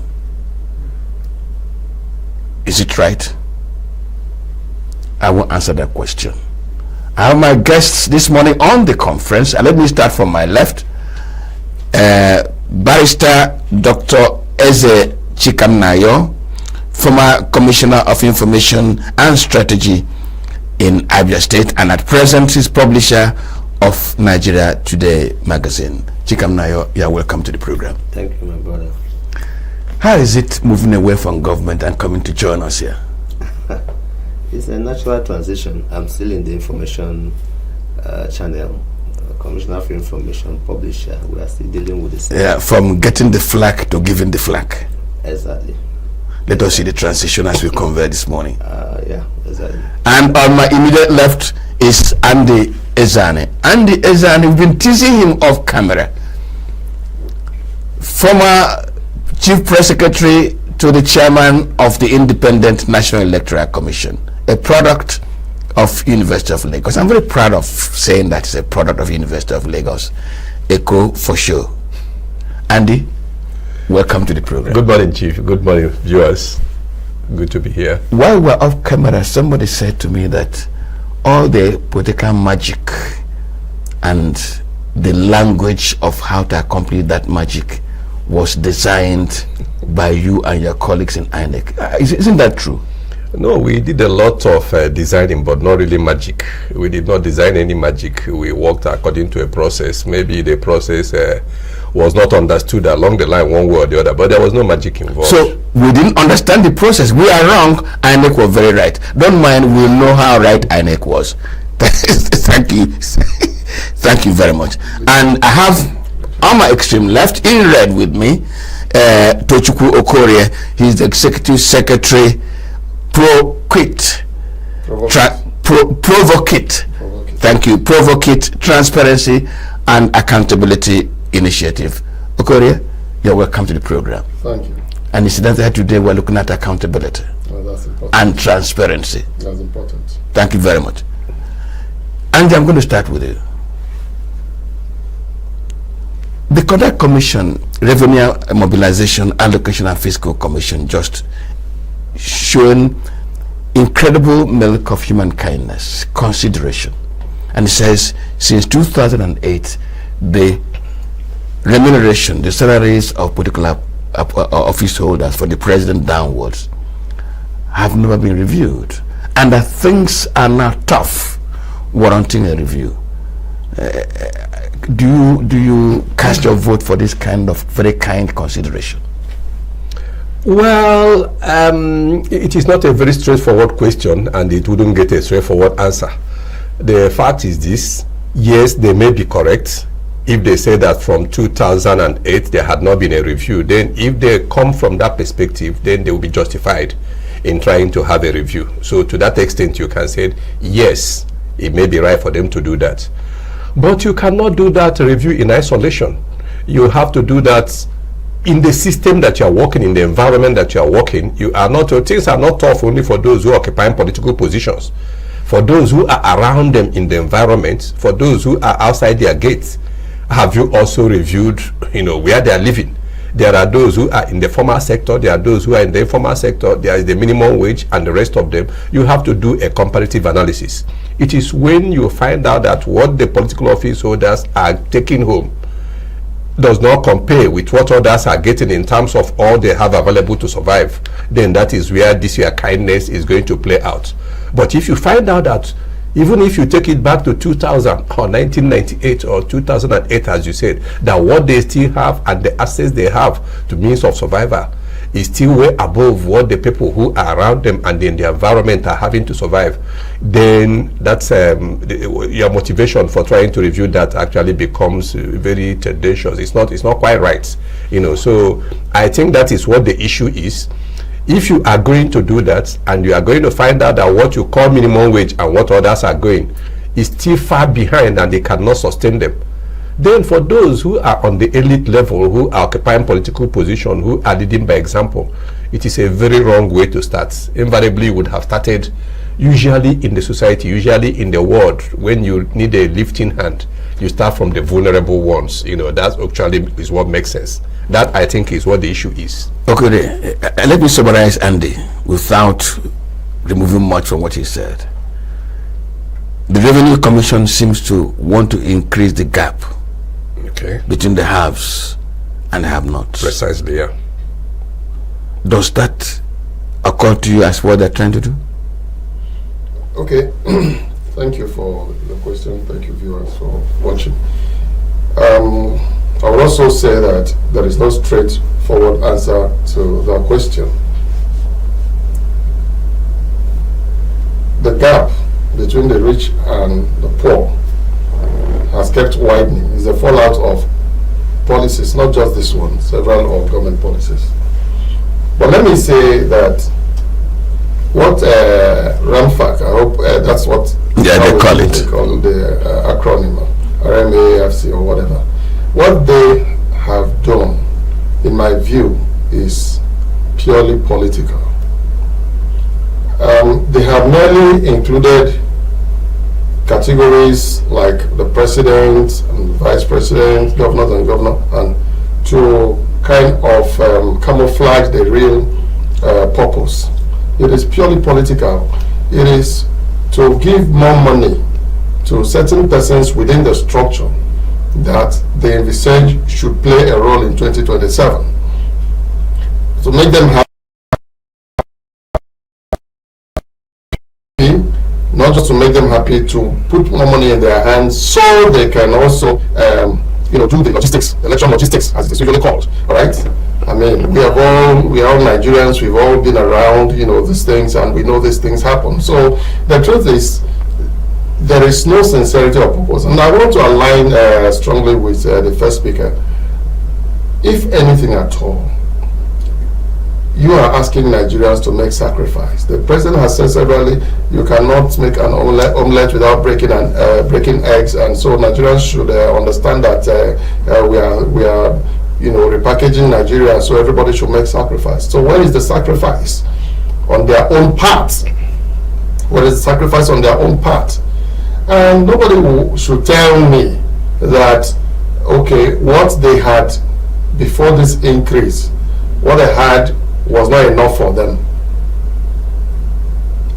You can't tell me that. There's no such argument. You can't tell me that whatever they're receiving officially, I'm even talking about the official standards, was not enough for them. Whereas all the allowances and all the avenues of amassing money, while I'm not encouraging corruption, the fact remains that there are 1,001 ways that monies are being thrown about, and we all know these things. If you are telling me you are blocking the holes, the leakages and all of that, and therefore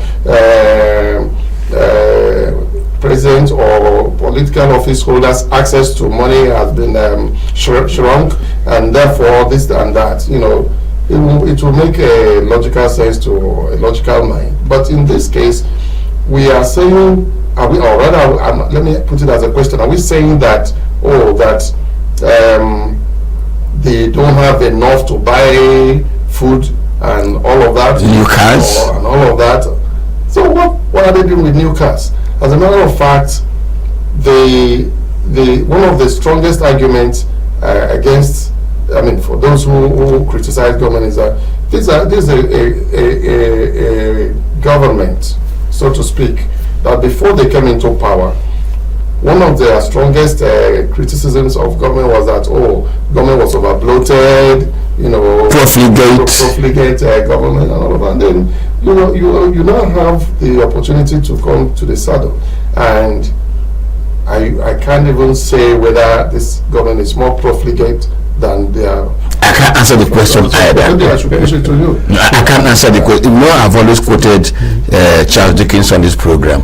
Ask no questions and we told no lies. Please, Chikanayo. Yes. This president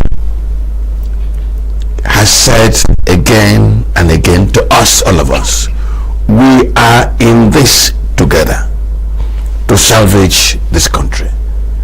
We will experience this hardship as a Nigerian family, so that when the dawn breaks and the good day comes, we'll all be happy together. And we agree. In trying to do this, does the Revenue Mobilization, Allocation and Fiscal Commission consider that we should all be in this together? Well, for me, I have a major challenge with this proposition at this time, and it has to do with what I would call emotional intelligence. I believe that, like the Bible said, all things are permissible, but all things are not expedient. It's permissible and it's routine for the Mobilization Commission from time to time to have a review of emoluments, as it were, that accrue to different cadres of public officials. But then it's a bit insensitive. That's the word I've been trying to get. A bit insensitive to do that at this time. Nigerians are going through a lot. Let's be factual about it. There is nobody that runs a family. I don't know, all of us here. If you ran a family some few years ago and you are running it now, you know the extent of adjustment you have to make to be able to make ends meet. And then you have the minimum wage debacle that we're just coming out from, 70,000 at the federal level. Some states are trying to adjust upwards now. So how much is 70,000 really worth in real terms for somebody? If I employed some people in my establishment, and the least paid workers, even though it's a private firm, earn much more than 70,000. But even at that, if they have to move from, say, Nyanya, or they have to move from Kubwa or from Lube to come into the city center to do your work, sometimes you sit back to imagine, how do they really survive? Because when you just take your calculator and do simple mathematics of their transport in a month, you discover that most of them, if you remove the transport, you may not have up to 10,000 in real terms left. And then so Nigerians are going through a lot. Then I've been in public office severally. I was local government chairman, I was a commissioner in the state, and I had various levels of political exposure. And I know, just like my brother has said, that at that level, nobody is talking about your salary anymore. The governors go home with security votes. some governors now are so insensitive that they are living with close to 2-3 billion a month. Some are even more than, some as much as 5 billion a month in the name of security vote. And this is money that is completely outside the purview of the accounting system. They still have some other subheads on security, but this is just security vote.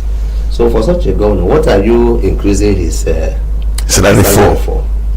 It's an insult on the sensibility of the people. Then if you look at the president, why are they setting off the president? Because when I saw that publication, I felt that there must be something the chairman of Revenue Mobilization Commission is not telling us.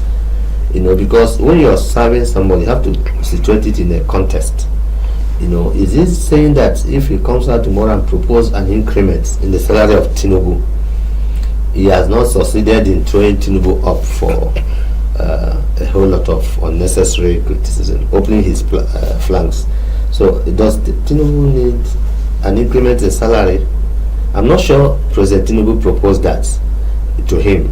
I think he's going on an errand that nobody actually sent him. Then if he's talking down the line, so if we are talking about increment of any sort, just like the pyramid, somebody say you have to go where there's a lot of, where the pressure is at the base, and do everything possible, which I think that's what everybody should do, that is in any position where you're paying salaries and the rest. If you see any leverage or any kind of gap, you are supposed to shore up the emoluments of the people below, because the people are above. A minister, for instance, who travels and gets extra code for every journey, and who possibly goes into Lagos, there is a guest house of the ministry waiting, and all of that. Yes, you can say politically we go through a lot of challenges of pressure from dependents, from constituents, from friends, from all sorts. But that's not a parameter upon which you can base an increase salary. So my take is that, sincerely speaking, I'm not in agreement with any form of increment or any form at all of increment in any of the political offices. Rather, I'm thinking that we should become more human.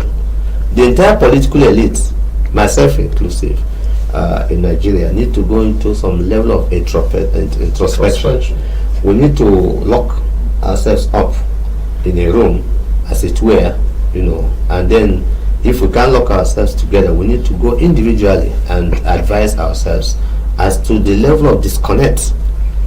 There's a certain disconnect that is going on gradually between the political class and reality and the community where we serve, and there's a particular level of hatred that is being developed gradually in the heart of the people, that sometimes I even wish I don't have anything to do with political office again. Since I left political office and I came to manage my own business, I've had a lot more peace of mind. I struggle, I do business, and I earn the little money I go, and every money is legitimate. Those ones are also, they're not robbers, because they're paid for services. But the truth is that the money I earn now as a publisher, probably I go through the mails and publish and I earn my living. Somebody doesn't tell me you have stolen money. Meanwhile, I may be making more money now than I was making when I was in the... In fact, I'm making more money now than I was making when I was public office. But if I come to my village and I call my Umunna or call any of the people and I give him 10,000, you know what it tells me? That 10,000 may be my salary that I've sacrificed. He said, after all, what else could you have done? It's our money. He doesn't seem to offer me any appreciation. In fact, he believes that the 10,000 I've given him is not even it's nothing compared to what we have access to. This is their money. Any money that comes. So if I think I work the same 24 hours like my brothers here, and that it's my salary I'm giving, say, stop deceiving us, it's our money. So that's the challenge. But a private person that comes to give him 5,000, he say, Chief, thank you very much. So being in public office, when we don't connect with the people, is an ill wind. It serves, it blows, because it means that, and it is necessary that people must be in public office, because we're not going to exist in a state of anarchy. it's necessary that we have an organized society where people play various. I was before we came on set, I was just smiling when you were trying to throw some jabs at our brother here from INEC. What offense has he committed to have worked in INEC? He could have worked in NNPC. He could have worked at AREA. It's even better he didn't work in NNPC. So what offense? He just happened to have gone and he has rendered service to our people. We couldn't have had an organized society without an electoral body. But then the fact that he passes through INEC, whatever image that is given to INEC as a body, he carries it as a badge. He carries that load, and sometimes for life. Look at our policemen. There are a lot of very sincere, very upright, extremely hardworking policemen all over this country. Same goes with our soldiers, but policemen in particular. If you come and say, I'm the son of a policeman, people turn around and look at you and ask you when you accept the next bribe, and they will say you were trained with bribe money. They will even say you are trained with cost money. So this brings us to one fact, that those at Revenue Mobilization and Fiscal Commission should stop setting up the political class. Let them roll back their favor. Thanks but no thanks. Let them go back with it. Let us not do anything to further provoke and agitate, as it were, the very fragile, very fragile and sensitive scenario that we have. Andy, there's something I'm interested in, but I'll come to you after I would have asked Okori, because he also has managed politicians sometime in his life. In determining reward structure, because that is what Revenue Mobilization, Allocation and Fiscal Commission is trying to do. Let us reward this class of people for the job they are doing in running the country. Okore, in looking at the national reward structure, society's reward structure, shouldn't there be certain considerations? What is your input into running the society? What value, what premium does society put on that input? Why I ask the question is this: the president, as of today, I'm told, his salary is about 1.8 million naira, whatever that is. Let me accept that should be his salary. In the reward structure, what should a professor be earning? In the reward structure, what should be a sergeant in the police force be earning? In the reward structure, what should be the salary of an intelligence officer who plants himself and his life in the midst of terrorists, criminals, to safeguard everybody? What should be the reward of the security man at the gate who stays there 24 hours? Shouldn't it be a holistic assessment, so that you receive as you give? What should be the consideration? There is a whole lot of inverse logic in the way we manage resources in this country, and it's not just this topic gives me goosebumps, because I fail, again, let me repeat myself, I fail to understand the rationale if it's not just mere politics. This psychophancy, they want to impress the president or impress whoever, or there is a tacit instruction that, look, let these classes of politicians get money, okay, but to cover the real reason, also include me, okay, just increase my own a little, but let this, if it's either of those two, that the chairman of RAMFAC and his team are just playing psychophancy and all of that, to the disadvantage of the president and the rest of the people in his team, like my brother said, because you are setting him up for criticism.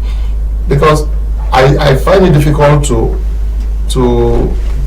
to see or to believe that the chairman Romfat could have gone on his own to do this without the overt or covert approval, the tacit approval of the president. He can't do that. He doesn't have the powers to do that. And I don't even know whether such increment or such reviews are subject to legislative review, whether the National Assembly has any role to play. But in any case, you asked the question, what should be our reward system be? In this country, we reward people based on class, which brings me to the issue of the rich getting richer and the poor getting poorer.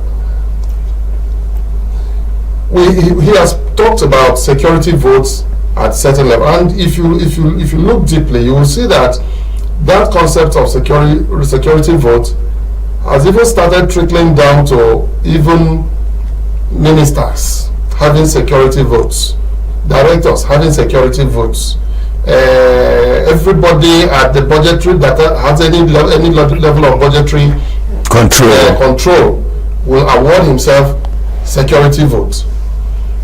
Okay, which legitimizes corruption because now it has a name, security vote. Okay, so what are we saying? Like you suggested, the policing system in this country is so corrupt because these people receive pays that don't take them home. They take home pays, like they call it, but that can hardly take anybody from one point to the other. Yet they are not the first in line when it comes to consideration for review of salaries. These are people whose only other access to money is the one they collect from drivers on the road, or they extort from so-called Yahoo boys. Of course, if they saw any young person that's carrying a laptop or using an expensive phone, they arrest them. Is automatically a Yahoo person, and then they begin to look into your account and extort money. So you are giving them legitimate reason to go that route. Okay? Now, so to answer your question more directly, we ought to have a rethink about the way now every season rather, ASU is either on strike or is planning to go on strike. Nurses and midwives are either on strike or they are planning to go on strike. Resident doctors are either on strike or they are planning to go on strike. Every segment of our working class, they are always agitating for just small increments, small consideration in allowances, and nobody is giving them. Nobody is paying attention. Every day there is negotiation. Okay, we are negotiating. What are you negotiating? Now, by the pronouncement, by the removal of subsidy, there has come to be at least more money. Please, sir, let this money reflect in our reward system for lower cadre of public service. Let the doctors have more money. Let the nurses have more money. Let the teachers, let the primary school teachers have more money. A level 12 teacher, a level 14 teacher is earning below 100,000 in the states. At the state level. So this is the and he has raised a very strong issue. ASU is threatening to go on strike. We negotiate year after year. Some states have not even paid the minimum wage of 70,000 naira, and the commission is considering just a class. Our two colleagues have said this could be a setup. I do not want to call it a setup, but I worry about that policy. The likely consequence if a salary review is announced today, when the governor's salary is announced to have gone some 2-3 notches up, and the governor is still owing unpaid pensions because he's going to draw that salary from the state resources. The 70 minimum wage he has not started implementing. The schools are dilapidated. The health care is anything but a health care facility, and the governor of course flies overseas to look after himself, and when he returns he gets to hear that he now gets more salary for owing me my pension, for getting the salaries unpaid. And by the way, some governors have not even cleared backlog of old salaries, legitimate salaries. What is the likely consequence of this? Well, the likely consequence is that sooner or later we are heading somewhere. There is going to be a major crisis in this land. There is no doubt about it. I don't know when it will come, but it will likely come. Because let me tell you what is increasingly happening is that we do not have any sense of responsibility or obligation to the people anymore. Nobody in what we call public service, quote and unquote, that expression is an anomaly. There is no service in that. Nobody is servicing anybody anymore. And we are heading to that point where people who are in position believe and they know that the people who they are supposed to serve actually do not exist and there's nothing they can do. And that's the truth of the matter. And when a colleague here spoke, he said, there's developing a certain animosity, a certain anger against those people. It is going to explode somewhere, because when you take people for granted for a very long time that they cannot do anything, I don't want to open another line of discussion and all that will even lead to pointing fingers that may not come exactly to me at the point or any other person. But what it means is that people believe that no matter whatever I do, you cannot even move me out of that seat. And when public service becomes that nobody can move you from the place where purportedly you were elected or put into, and those who put you there can no longer remove you, they will have to find an alternative means of getting you out, and it will eventually come. And so what is playing out now is actually a very dangerous situation that is coming up. What the government and those who are in government do at the moment, which they think they are getting away with it, is that when people raise a very serious issue of concern about their state of being, you either shout them down or you also mobilize a counter force that drown whatever they are saying. You are not You are not trying to actually find a means of addressing that problem, but by shouting them down, you believe that you have bought yourself more time, and then you head towards renewing your, being on that seat one way or the other. At some point in time, something has to give. So the proposal to actually increase the salary or the pay of people who are in a political position is extremely insensitive, is extremely uncalled for.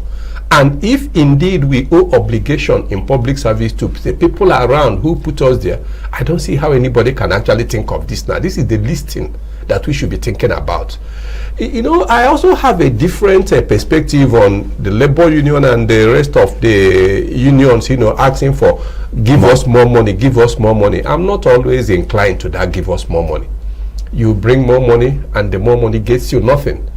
So I'm looking at the position, the situation where they are going to come at a certain level, where they are going to say, give us houses, give us more services in terms of transportation, give us all the things that the food, we are no longer talking about. People can no longer buy the food. So if I give you and increase the minimum wage, which we can't even get the 70,000 paid, assuming that you even make it 700,000, and then one bag of rice automatically costs 1 million, then it makes nothing again now. So what are you doing with the money? People should be more concerned with, we're agitating for you to make sure that there is a provision for food. We're assuming for you to make sure, of course, we no longer discuss mass housing and all that kind of thing. They are no longer, what we hear in governance today. But that's the type of thing they should be asking for. Secure yourself shelter, secure yourself food, secure yourself health. We have a public health system, and anybody who had tried to use that thing that they call what do they call it, the health thing that they make for people, when you go to hospital, that thing, primary health, whatever it is, when you go there, I think it can guarantee you only paracetamol. invariably you can get nothing out of, that situation. But we all know that that is not what obtains in serious societies. We all know that people who work for government, who work in public service, actually have their health services guaranteed. It is there. We know that the food is there, that the people, that's what actually secures the ordinary people in the society. And keep society stable. Keep society stable, so that then the political class can then afford to play and do what they like. But you can't afford to play and do what you like when the majority of the people are not eating, they are not secured. Why would they not be stealing and mugging people and killing and whatever it is? It's insecure for everybody. That is the danger that is coming. I don't know how people are reasoning, but we all, the elite should be worried. Yes, we want to make a contribution. Talking about elite being worried, I saw a picture or even a video of a scenario that made me really think. I laughed, chuckled, and all of that, but then there's this public official that I saw in the church, and then I saw security men standing while the service was on. Worship was going on.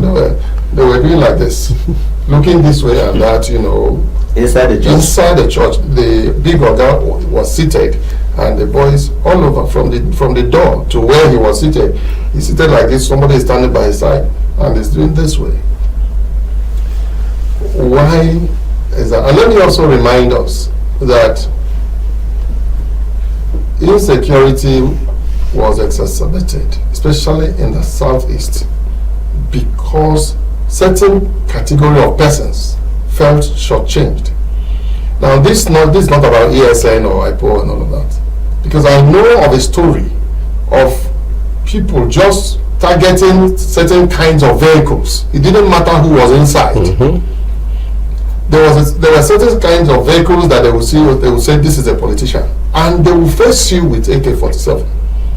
It didn't matter whether you genuinely bought your vehicle, the money with which you bought your vehicle, but you have come to become a target. They are not looking for you to give them. That's a symbol of their operation. That is not armed robbery. They are not interested. They just want to kill you. Symbol of exasperation. Symbol of frustration. Okay, but my take is that just sorry. Why that is not Why that is not justified by any? No. But I'm just trying to. We're headed to that. What we're saying about going somewhere is something that is avoidable. This kind of thing is avoidable. Political office holders should not throw it in our faces that they are living big off our money, of our commonwealth, our common patrimony. And the Revenue Commission wants them to live bigger. This group of people are now, further, bastardizing our sensibilities by this kind of nonsense. Yes, you were trying to say something. Yes, I'm saying that it's difficult to place this in just around the political class. If you take a deep and very cursory look at what is going on, you find out what we need in this country is what I will call ethical revolution. The political class you're talking about is people, all of us are in the political class. It's a matter of rotation of these seats. We'll keep moving. Everybody here is a politician, and everybody here will rotate into one political position or the other, either by default or by design. But if you remove everybody that is in public office now and go to this same street and bring another fresh set of Nigerians into this and put them there, they say, oh, our turn. Because it's our turn. It has been established. It's our turn. Let us. They will become more vitriolic, more bullish, more intolerant. Let me give you an instance. There was a time we were able to get the age required for certain positions. We brought them down, and that afforded us the opportunity of having some young governors and young commissioners, young public office holders. All of us here, I don't want to mention them. We saw some of the young governors that emerged, some in their late 30s, some in their early 40s, or much younger. And we saw that, what the other elderly governors were still trying to do in the closet. They now did it with much more on the stage, impunity and brazenness and ferocity. Now, if you go to the students, the other day you saw it on the social media, where student union elections were being conducted, and people were being, brutalized, and gunshots were ringing everywhere inside the schools. And of course, there was that advertisement also where a student union president had a list of his appointees. About 250 of them. So it's not a matter of profiling a particular class, strata, sediment of the society and say the politicians, the political class. It's a matter of going back to Roman 12, verse 1. Be ye transformed by the renewal of your mind. We need an ethical revolution. We need a governor, a president who will come into that seat and make part of his major, go to what one of our brothers, even though I disagree with the fact that he came to power through the rule of the gun in our neighboring country, Niger, Burkina Faso. Okay. The young man there, if I was going through a documentary in the YouTube day before yesterday, and I saw that in Burkina Faso today, first of all, they removed all the foreign contractors. They took away the whole Bretton Woods structures and institutions, and then the citizens wake up and go to the presidential villa in the palace. If you finish as a security man, you finish as a banana seller, you finish as a cobbler, you go and they sleep all around the presidential palace. I ask them, what are you doing? They say, we don't want this particular president to protect the president to die. We don't want what happened to Thomas Sankara to happen to him. He has restored our dignity. He has brought us back to our sanity. How I wish, sometimes when I look back at the 80s, and just a minute, and I see what happened when those days we were in school and there was war against indiscipline, and you go to Lagos and you are no longer jumping inside the mole like a monkey, and you see everybody, waiting for their time and turn to enter the bus, and you saw that little period window here of maybe 6 months show that all that we need is a leader that will come, lead from the has an idea of what he wants to do. Politics. Go ahead. No, lead from, because you see, there has to be a conviction. It's not about politics. It's about getting a leader who walks into that seat and say, I want to make a reorientation. It's not about having an orientation agency. No. It's about the president coming up, somebody going into that seat, no matter how he comes in. For instance, in Burkina Faso, the man came through the gun, which arguably almost all of us here would say that's a brutish way of getting accessing power. So whether the person came through the manicured or pedicured ballot box, or he came through the gun, but we need, I pray every day for that Nigerian leader that will, however he happens into that seat, will sit back and say, now I want to turn things around. And I want to, like Diko attempted to do. I want to make it. Look, Nigerians, I have declared my assets. Yes, all of these assets I acquired, like he's saying, I acquired them as a governor of Katsina State, probably rightly or wrongly, but I've declared them and I'm forfeiting this asset. As you are saying it, I'm going back to what I should have had if I was an ordinary, reasonable working adult. Now that I've done it, Mr. Vice President, you must do the same. SAG, you must do the, and the moment, I can assure you that the moment Nigerians see integrity in what he's doing, see sincerity of purpose, sees that his children and his relatives and his friends do not get any form of preferential treatment, Nigerians are very easy. Nigerians are waiting. Nigerians are willing. And we need this ethical revolution more than we need answers.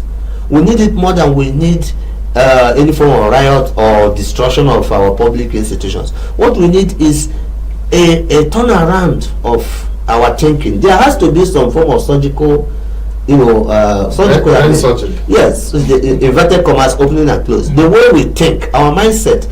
If you don't do this quickly enough, this ethical revolution I'm talking about, our children, these boys you are seeing here, all these youths you are seeing there, they don't want to work.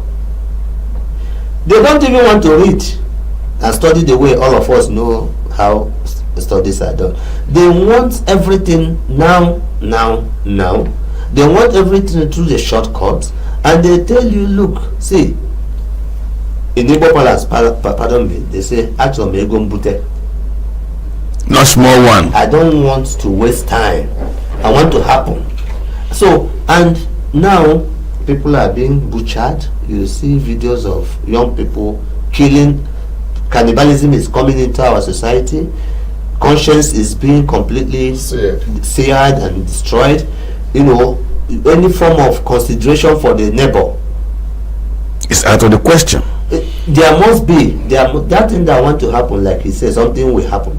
I'm praying, sir. Let this thing that will happen be violent. Be an ethical revolution. Let it be that all of us, having concluded that we have all gotten it all wrong, will, from among the political class, maybe, let's have a group of people that will engineer some level of ethical revolution. Some level of ethical revolution. My producer says I've gone halfway.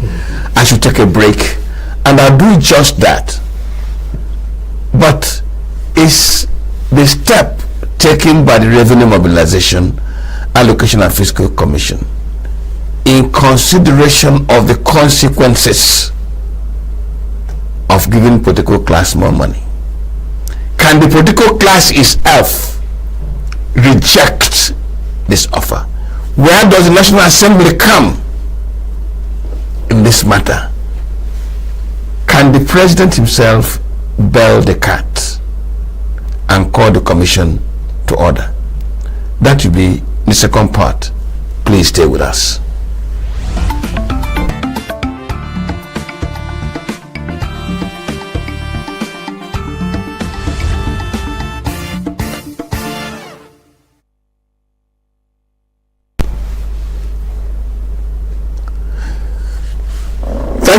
Thank you very much, and welcome back. Andy, before we took this very short break, Chikam Nayo said, why don't you drink a cup of coffee? Chikam Nayo, the weather in Abuja, the temperature is rising. It was very cold about 2 weeks ago. I don't think a coffee will do you good. What do you make you feel cool? Maybe a banana? Coffee is always good. And Abuja weather is so dramatic that it fluctuates like the pendulum. If you give us coffee, it's better than the banana. Well, Andy, the revenue mobilization, is it thinking of the consequence of what it is about to do? If it fails to think, isn't there an institution that is draw it back and say, look, you are leading us into temptation? And Chikam Nayo gave a very strong profile of who can get things changed. Somebody with a clear value comes in and says, we cannot be doing things this way. And I begin with myself. Can the president not call revenue mobilization to order? Well, I don't know whether I can speak for the president, whether he can call them to order, but the first question you ask is the revenue mobilization, whether did they think of the consequences? The answer is no, they did not think about the consequences. The follow-up comment is that they couldn't have thought about consequences because in this very society now, there is never consequences. You don't have consequences for any action. And that is the truth. So they couldn't have thought about what does not exist and what doesn't often come up. You can, if you're occupying public position in Nigeria today, you can actually get away with anything And we all see it happening, whether it is at the level of even the security agencies, at the police or the governors or at the presidency or at other lesser positions. People do things that we know that are out of the way. The things are done in the public service, and nothing happens. In fact, a common expression that comes is that nothing will happen. You have had that, and nothing really happens. And nothing happens. So how do you run a system where people who are in public positions do things and say nothing will happen, and nothing happens? So revenue mobilization, in making this proposal, definitely did not think about consequences, because definitely there will be no consequences. So the question you ask, can the president call them to order? Me, I don't know. I've never been president before. I don't know whether this one will call them to order. Will the National Assembly call them to order? I've not been there, but I know the answer is that they will not. Now, why do I say that? Because you are going to ask yourself, the thing that revenue mobilization proposed to do, is it out of sync with what actually exists in terms of appropriating money at the at the legislature? I mean, we have gone through appropriation and budget, and we all hear all sorts of things. Some of them very unfortunate, some of them you don't know whether they are really true or not. You talk about the paddings of the budget, you talk about, appropriating money that actually make no sense to any sane person. And so who calls who to order? These are some of the things that when I said earlier on, and I said in public service today, there is no service in it at all. No, but I'm a little hurt. I'm a little hurt by what you're profiling, institutional profiling. Okore, every year the National Assembly appropriates. It sees the quantum of money the Nigerian establishment is investing in offices. It knows how much goes to the president. It knows how much should be going to the governor. It knows how much goes to the governors. It knows how much goes for remuneration. It knows how much is needed to protect all of us. So the National Assembly knows. Therefore, the allocation of resources and prioritization is on the table of legislature. They know. If the Revenue Mobilization, Allocation and Fiscal Commission decides, wakes up and says it wants to shift resources in a particular direction, the National Assembly knows. And National Assembly knows the needs of the nation. If those needs, if Ramfak's move is not in sync with those needs, the institution that should raise the red flag should be National Assembly. Can't we task?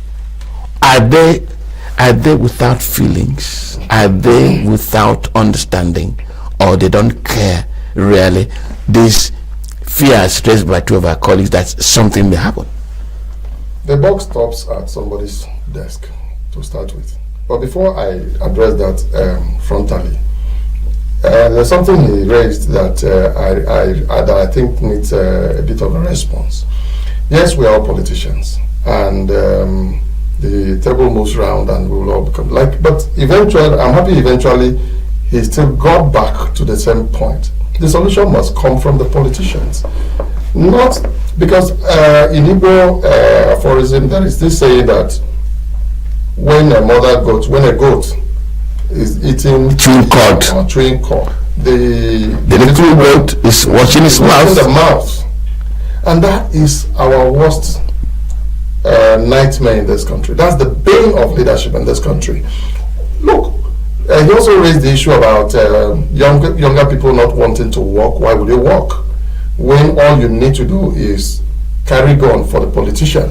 Just come and say, or you say, I'm ready to work for you, Oga. You are my boss forever. Nothing do you, and you do that, and you just get by. You understand? Why would they work? They are seeing a thug, an unschooled. I don't want to be modest on set. And all that he does is follow this politician around. Kill for him, name for him. And suddenly he arrives. And then You see him becoming local government chairman, you see him becoming commissioner, you see him becoming, and even eventually gets to become governor. When will the cycle end? Why should the cycle end? So at the end of the day, it boils down to either, the system changing one way or the other, violently or ethically, like he has suggested. And yes, I was making reference to former president Yaradua. His tenure was unfortunately cut short by death, but in the short period that he stayed in office, one legacy he left was that statement, that admission he made publicly, that the system that brought him to power was flawed, and he was going to do something about it. Whether he lived up to doing that eventually or not is a different thing. But that brings me to reinforcing what my colleague has said. We need to come to that point where we need to pray to God to give us that leader. No, see, pray. Please. Wait.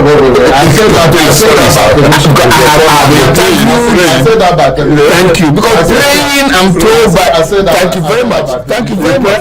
Pray and work. Let me tell you why I said prayer. Because at the end of the day, I believe in God, and I believe God still has the final say over these things. Because how can you look up to anybody in a society that is endemic with corruption? How can you look up to man? We have come to a point of despondency where you can no longer look up to anybody to make a change. And then you can only resort to praying, because it will take God to bring the kind of leader he's talking about. Whether, and I said this, it is going to be whether by the Burkina Faso example or by the ethical revolution of Chikam Nayo. Talking about ethical revolution. Somebody has. We are local. International communities observing Why the main market is in chaos. People. We are national.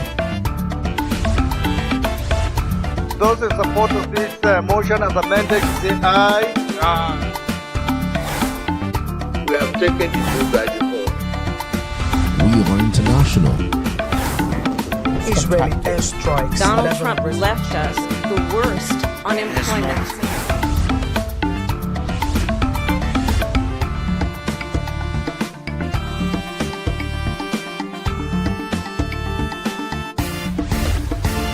Signature TV, news in your pocket.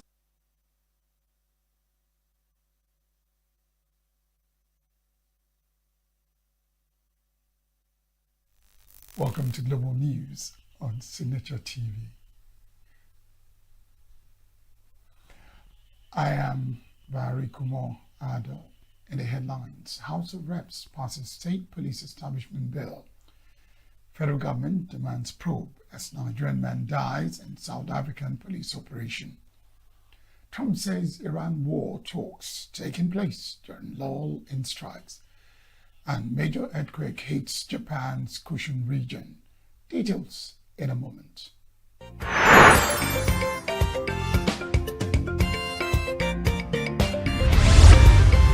Signature TV, news in your pocket.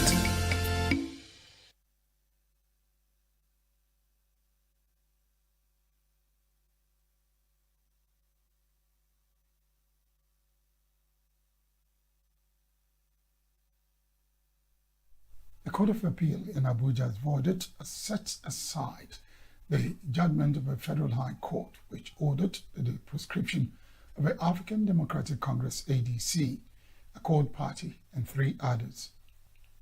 The appellate court in a judgment on Tuesday held that a forum of former legislators which filed a deregistration suit as no local standard to have instituted the matter.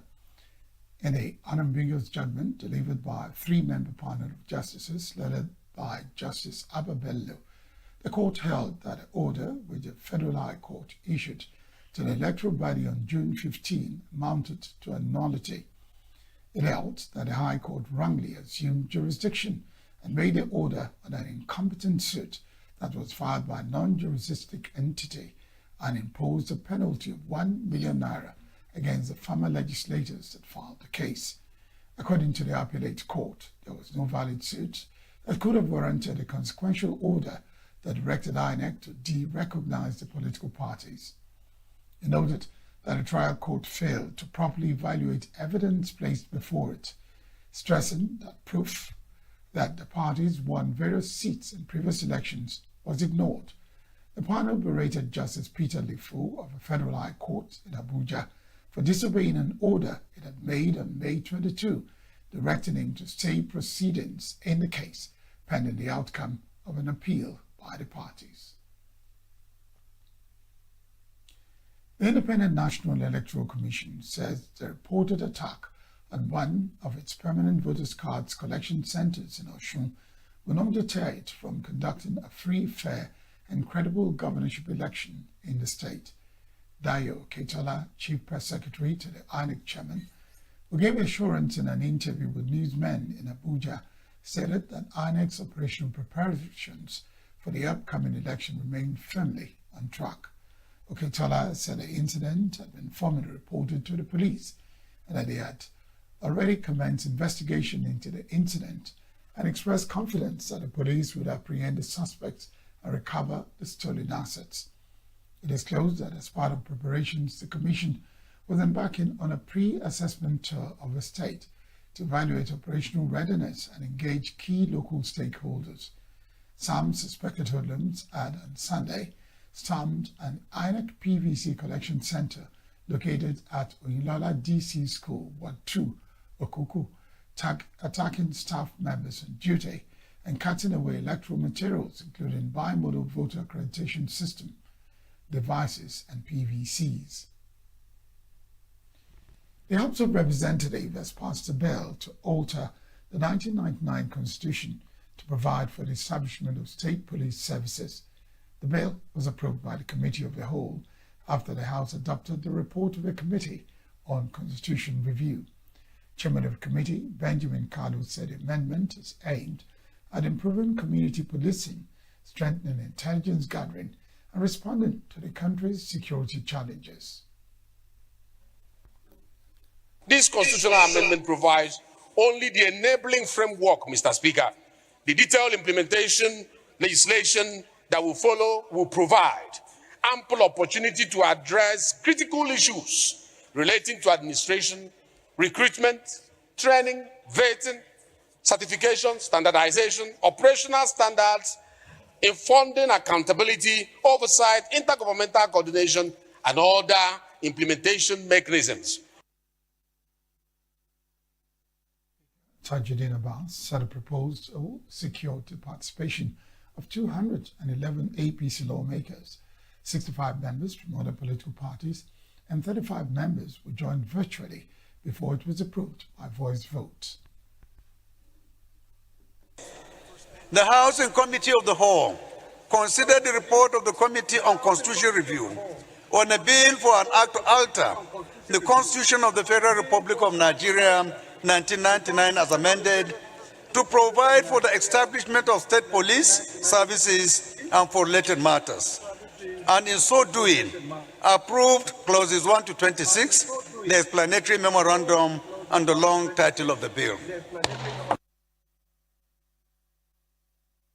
The caucus, however, rejected the procedure for the passage, arguing that the current bill contains constitutional, legal, and operational gaps that should be addressed before final passage.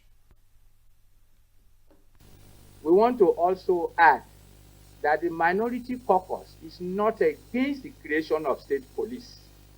We are not against the creation of state police. Whatever that is going to remedy the insecurity in this country, as a minority caucus, we are ready to support it. But any action taken by the parliament must follow due process. We are talking about an institution, the institution of the National Assembly, the institution and the House as a House of Representatives. So for Mr. Speaker, acting as chairman in a committee of the whole, to disregard the clear provisions of Section 9(2) of the 1999 Constitution as amended is a great affront on the workings of the House of Representatives.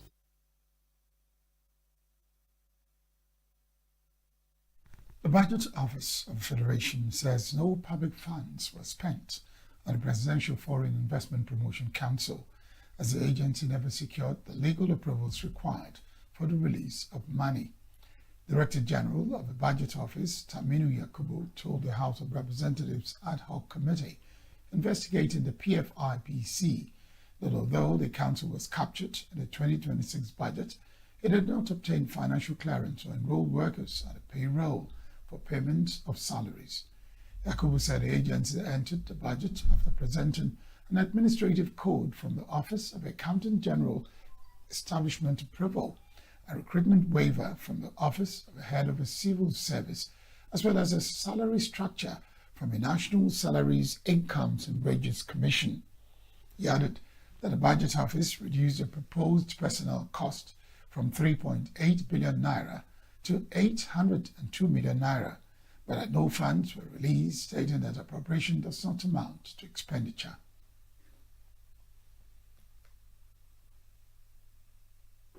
The Budget Office did not issue financial clearance for the Council because the conditions were incomplete.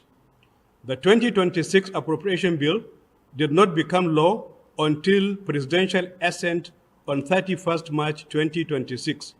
Before that date, the Budget Office could cost the proposal. It could not grant final financial clearance against a bill that had not yet become law. After assent, a further condition remained outstanding. The National Salaries, Incomes and Wages Commission had not confirmed that the proposed staffing and remuneration arrangements complied with its prescribed template and the approved public service compensation framework.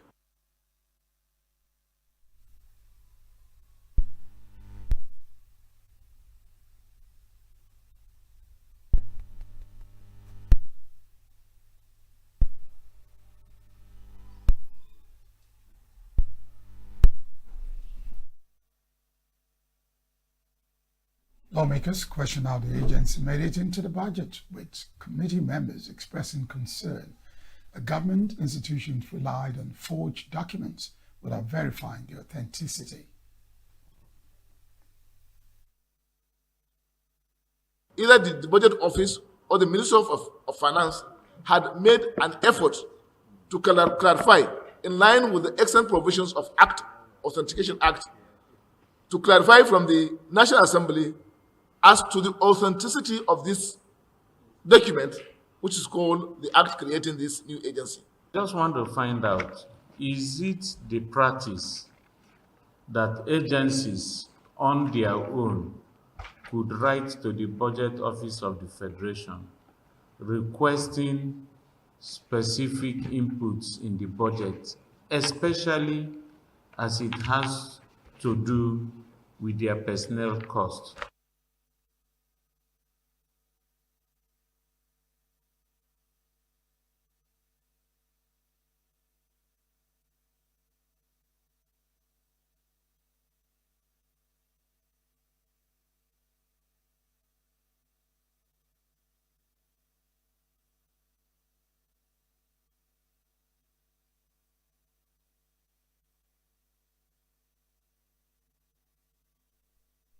Chairman of the committee, Yusuf Gadi, said that a panel will investigate how forged documents passed through the system and how the budget was approved, and invited the Office of the Accountant General to explain how the agency obtained a budget code.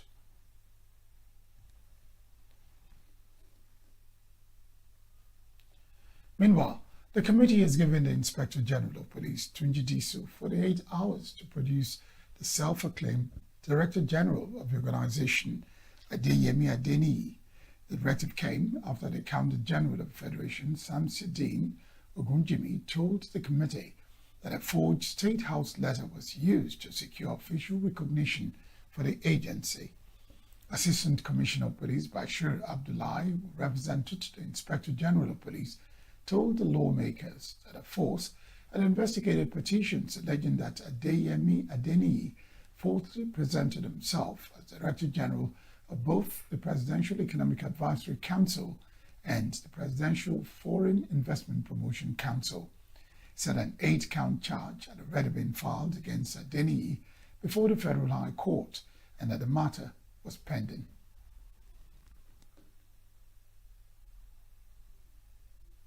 I can assure you that. And we have also continued with areas that were not addressed before this time.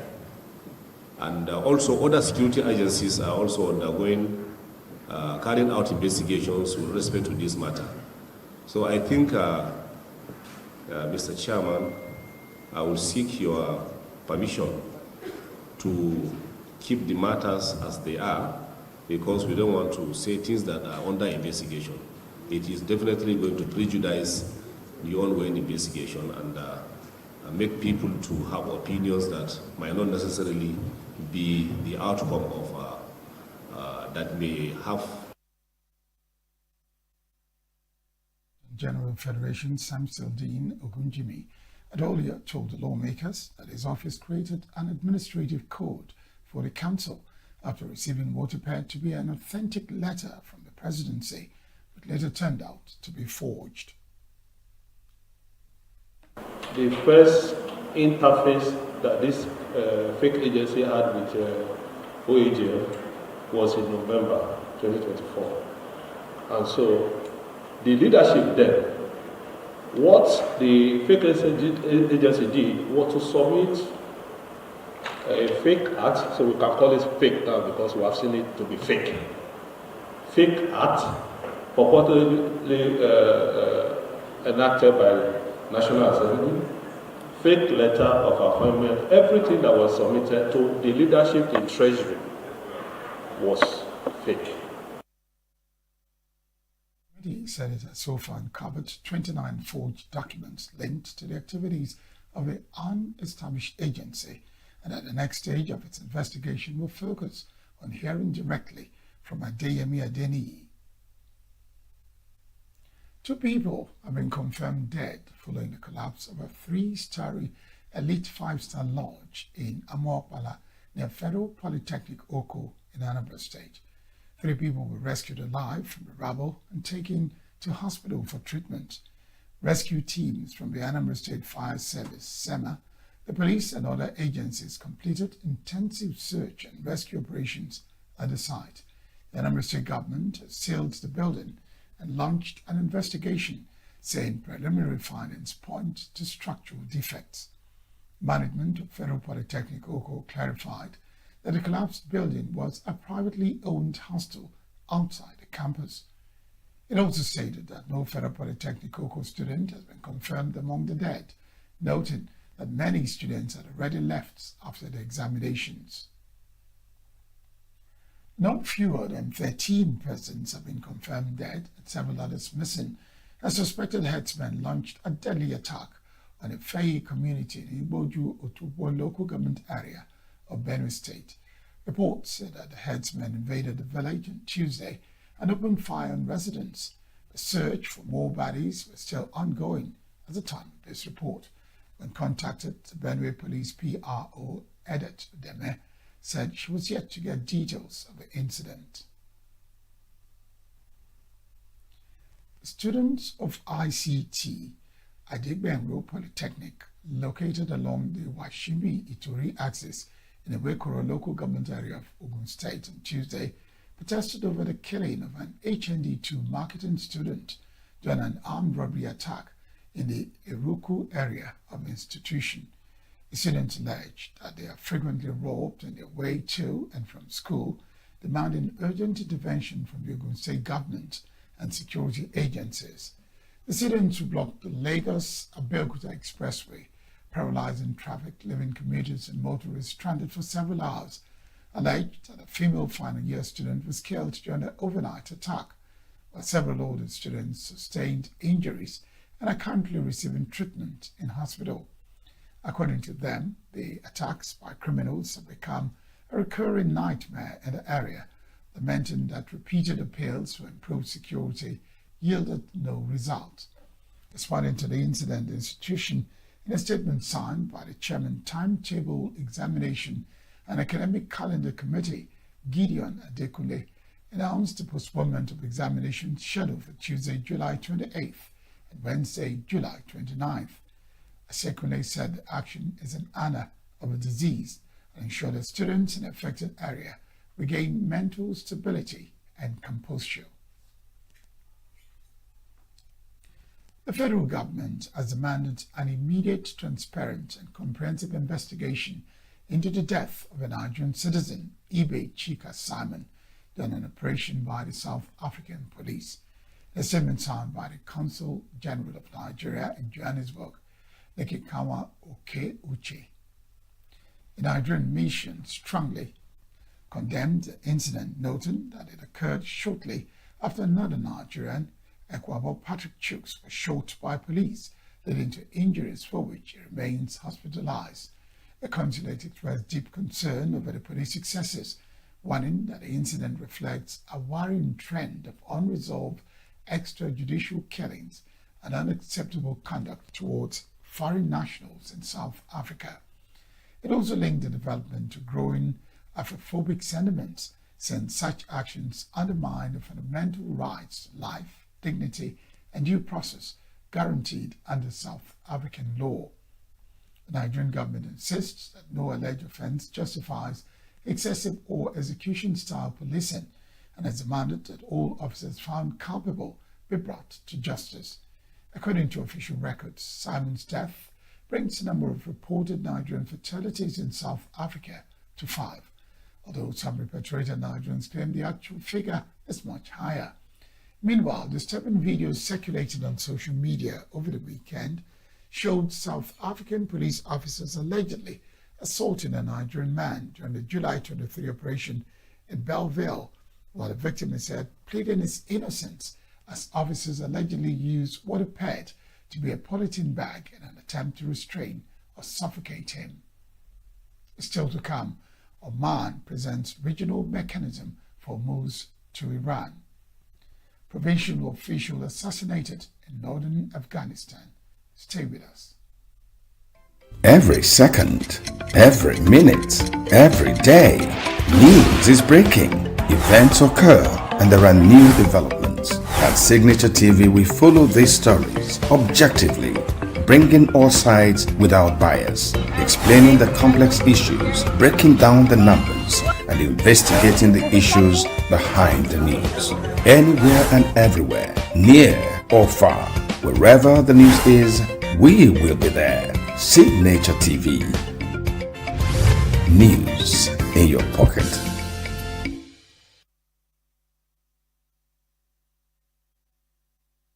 President Donald Trump has said there are ongoing very friendly negotiations about the conflict with Iran after the war incites did not exchange strikes for a third straight day. He expressed optimism for an end to the war on Monday, telling reporters aboard Air Force One that there is a good chance that something could happen. However, warned that Washington would go back to doing what it was doing before. The pause in fighting if latest negotiations failed. Trump said he had decided to pause U.S. strikes on Iran on Friday because the countries mediating between them had asked him to give the talks another chance. Iran has also halted its attacks but has denied that any direct negotiations are taking place.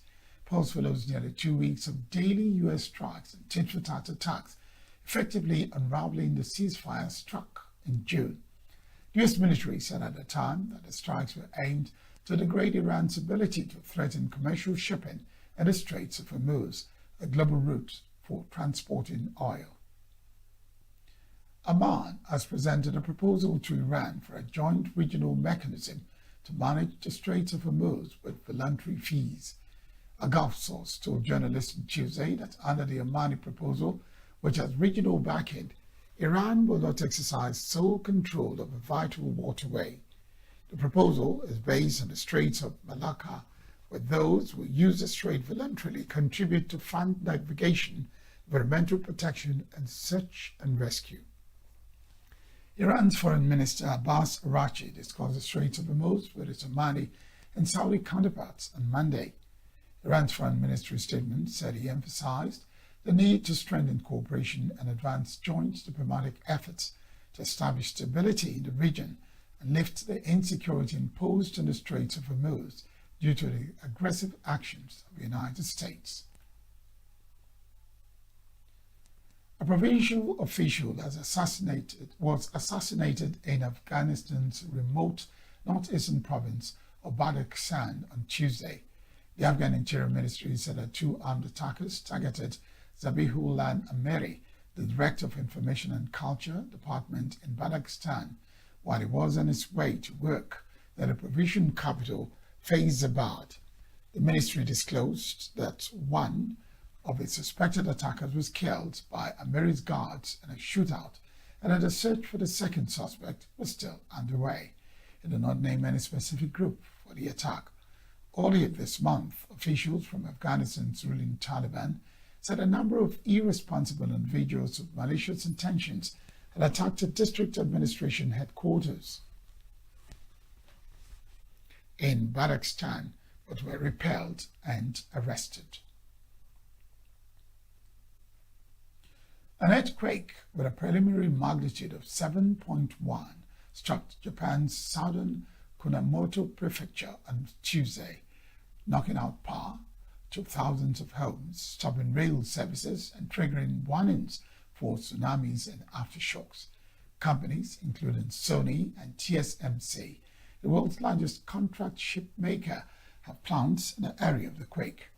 The Japanese government issued emergency earthquake warnings for Kumamoto, Nagasaki, Kagoshima, Fukuoka, Saga, Oita, and Miyazaki prefectures, all in Japan's southern Kyushu island. Japan is one of the world's most earthquake-prone countries, but a tremor occurring at least every 5 minutes. An official count said a massive earthquake in Kumamoto 10 years ago killed 275 people and injured a further 2,739. Kyushu Electric Power said about 40,000 homes had lost power as a result of a quake, while railway company JR Kyushu said that it had suspended services, including its high-speed bullet trains.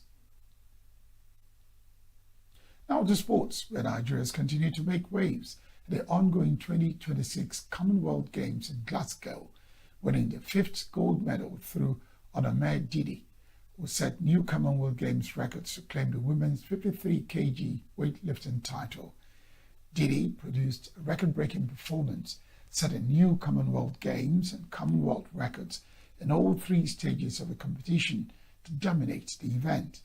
She opened the snatch with 93 kilograms, a new Games and Commonwealth record,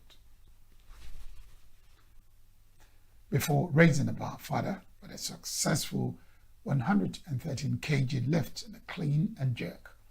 A combined total of 206 kg also set another Commonwealth Games Commonwealth record as she finished comfortably ahead of India's Ganeshwar Yadav, who settled for silver with 199 kg, while Canada's Rebecca Groves claimed bronze with 178 kg.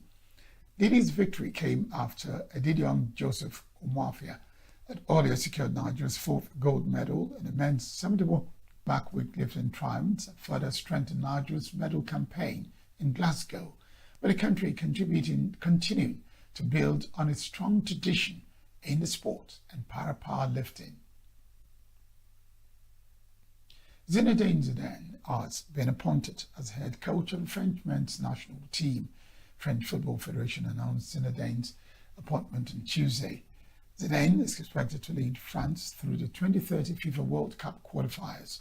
The 54-year-old replaces Didier Deschamps, the longest-serving French head coach who managed the team for 14 years, won the World Cup in 2018 and led France to 2 World Cup finals.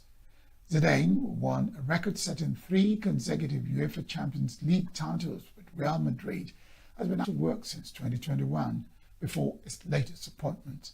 Speaking on his new job, Real Madrid and Juventus legend stated his joy and pride at his appointment to the greatest job in football.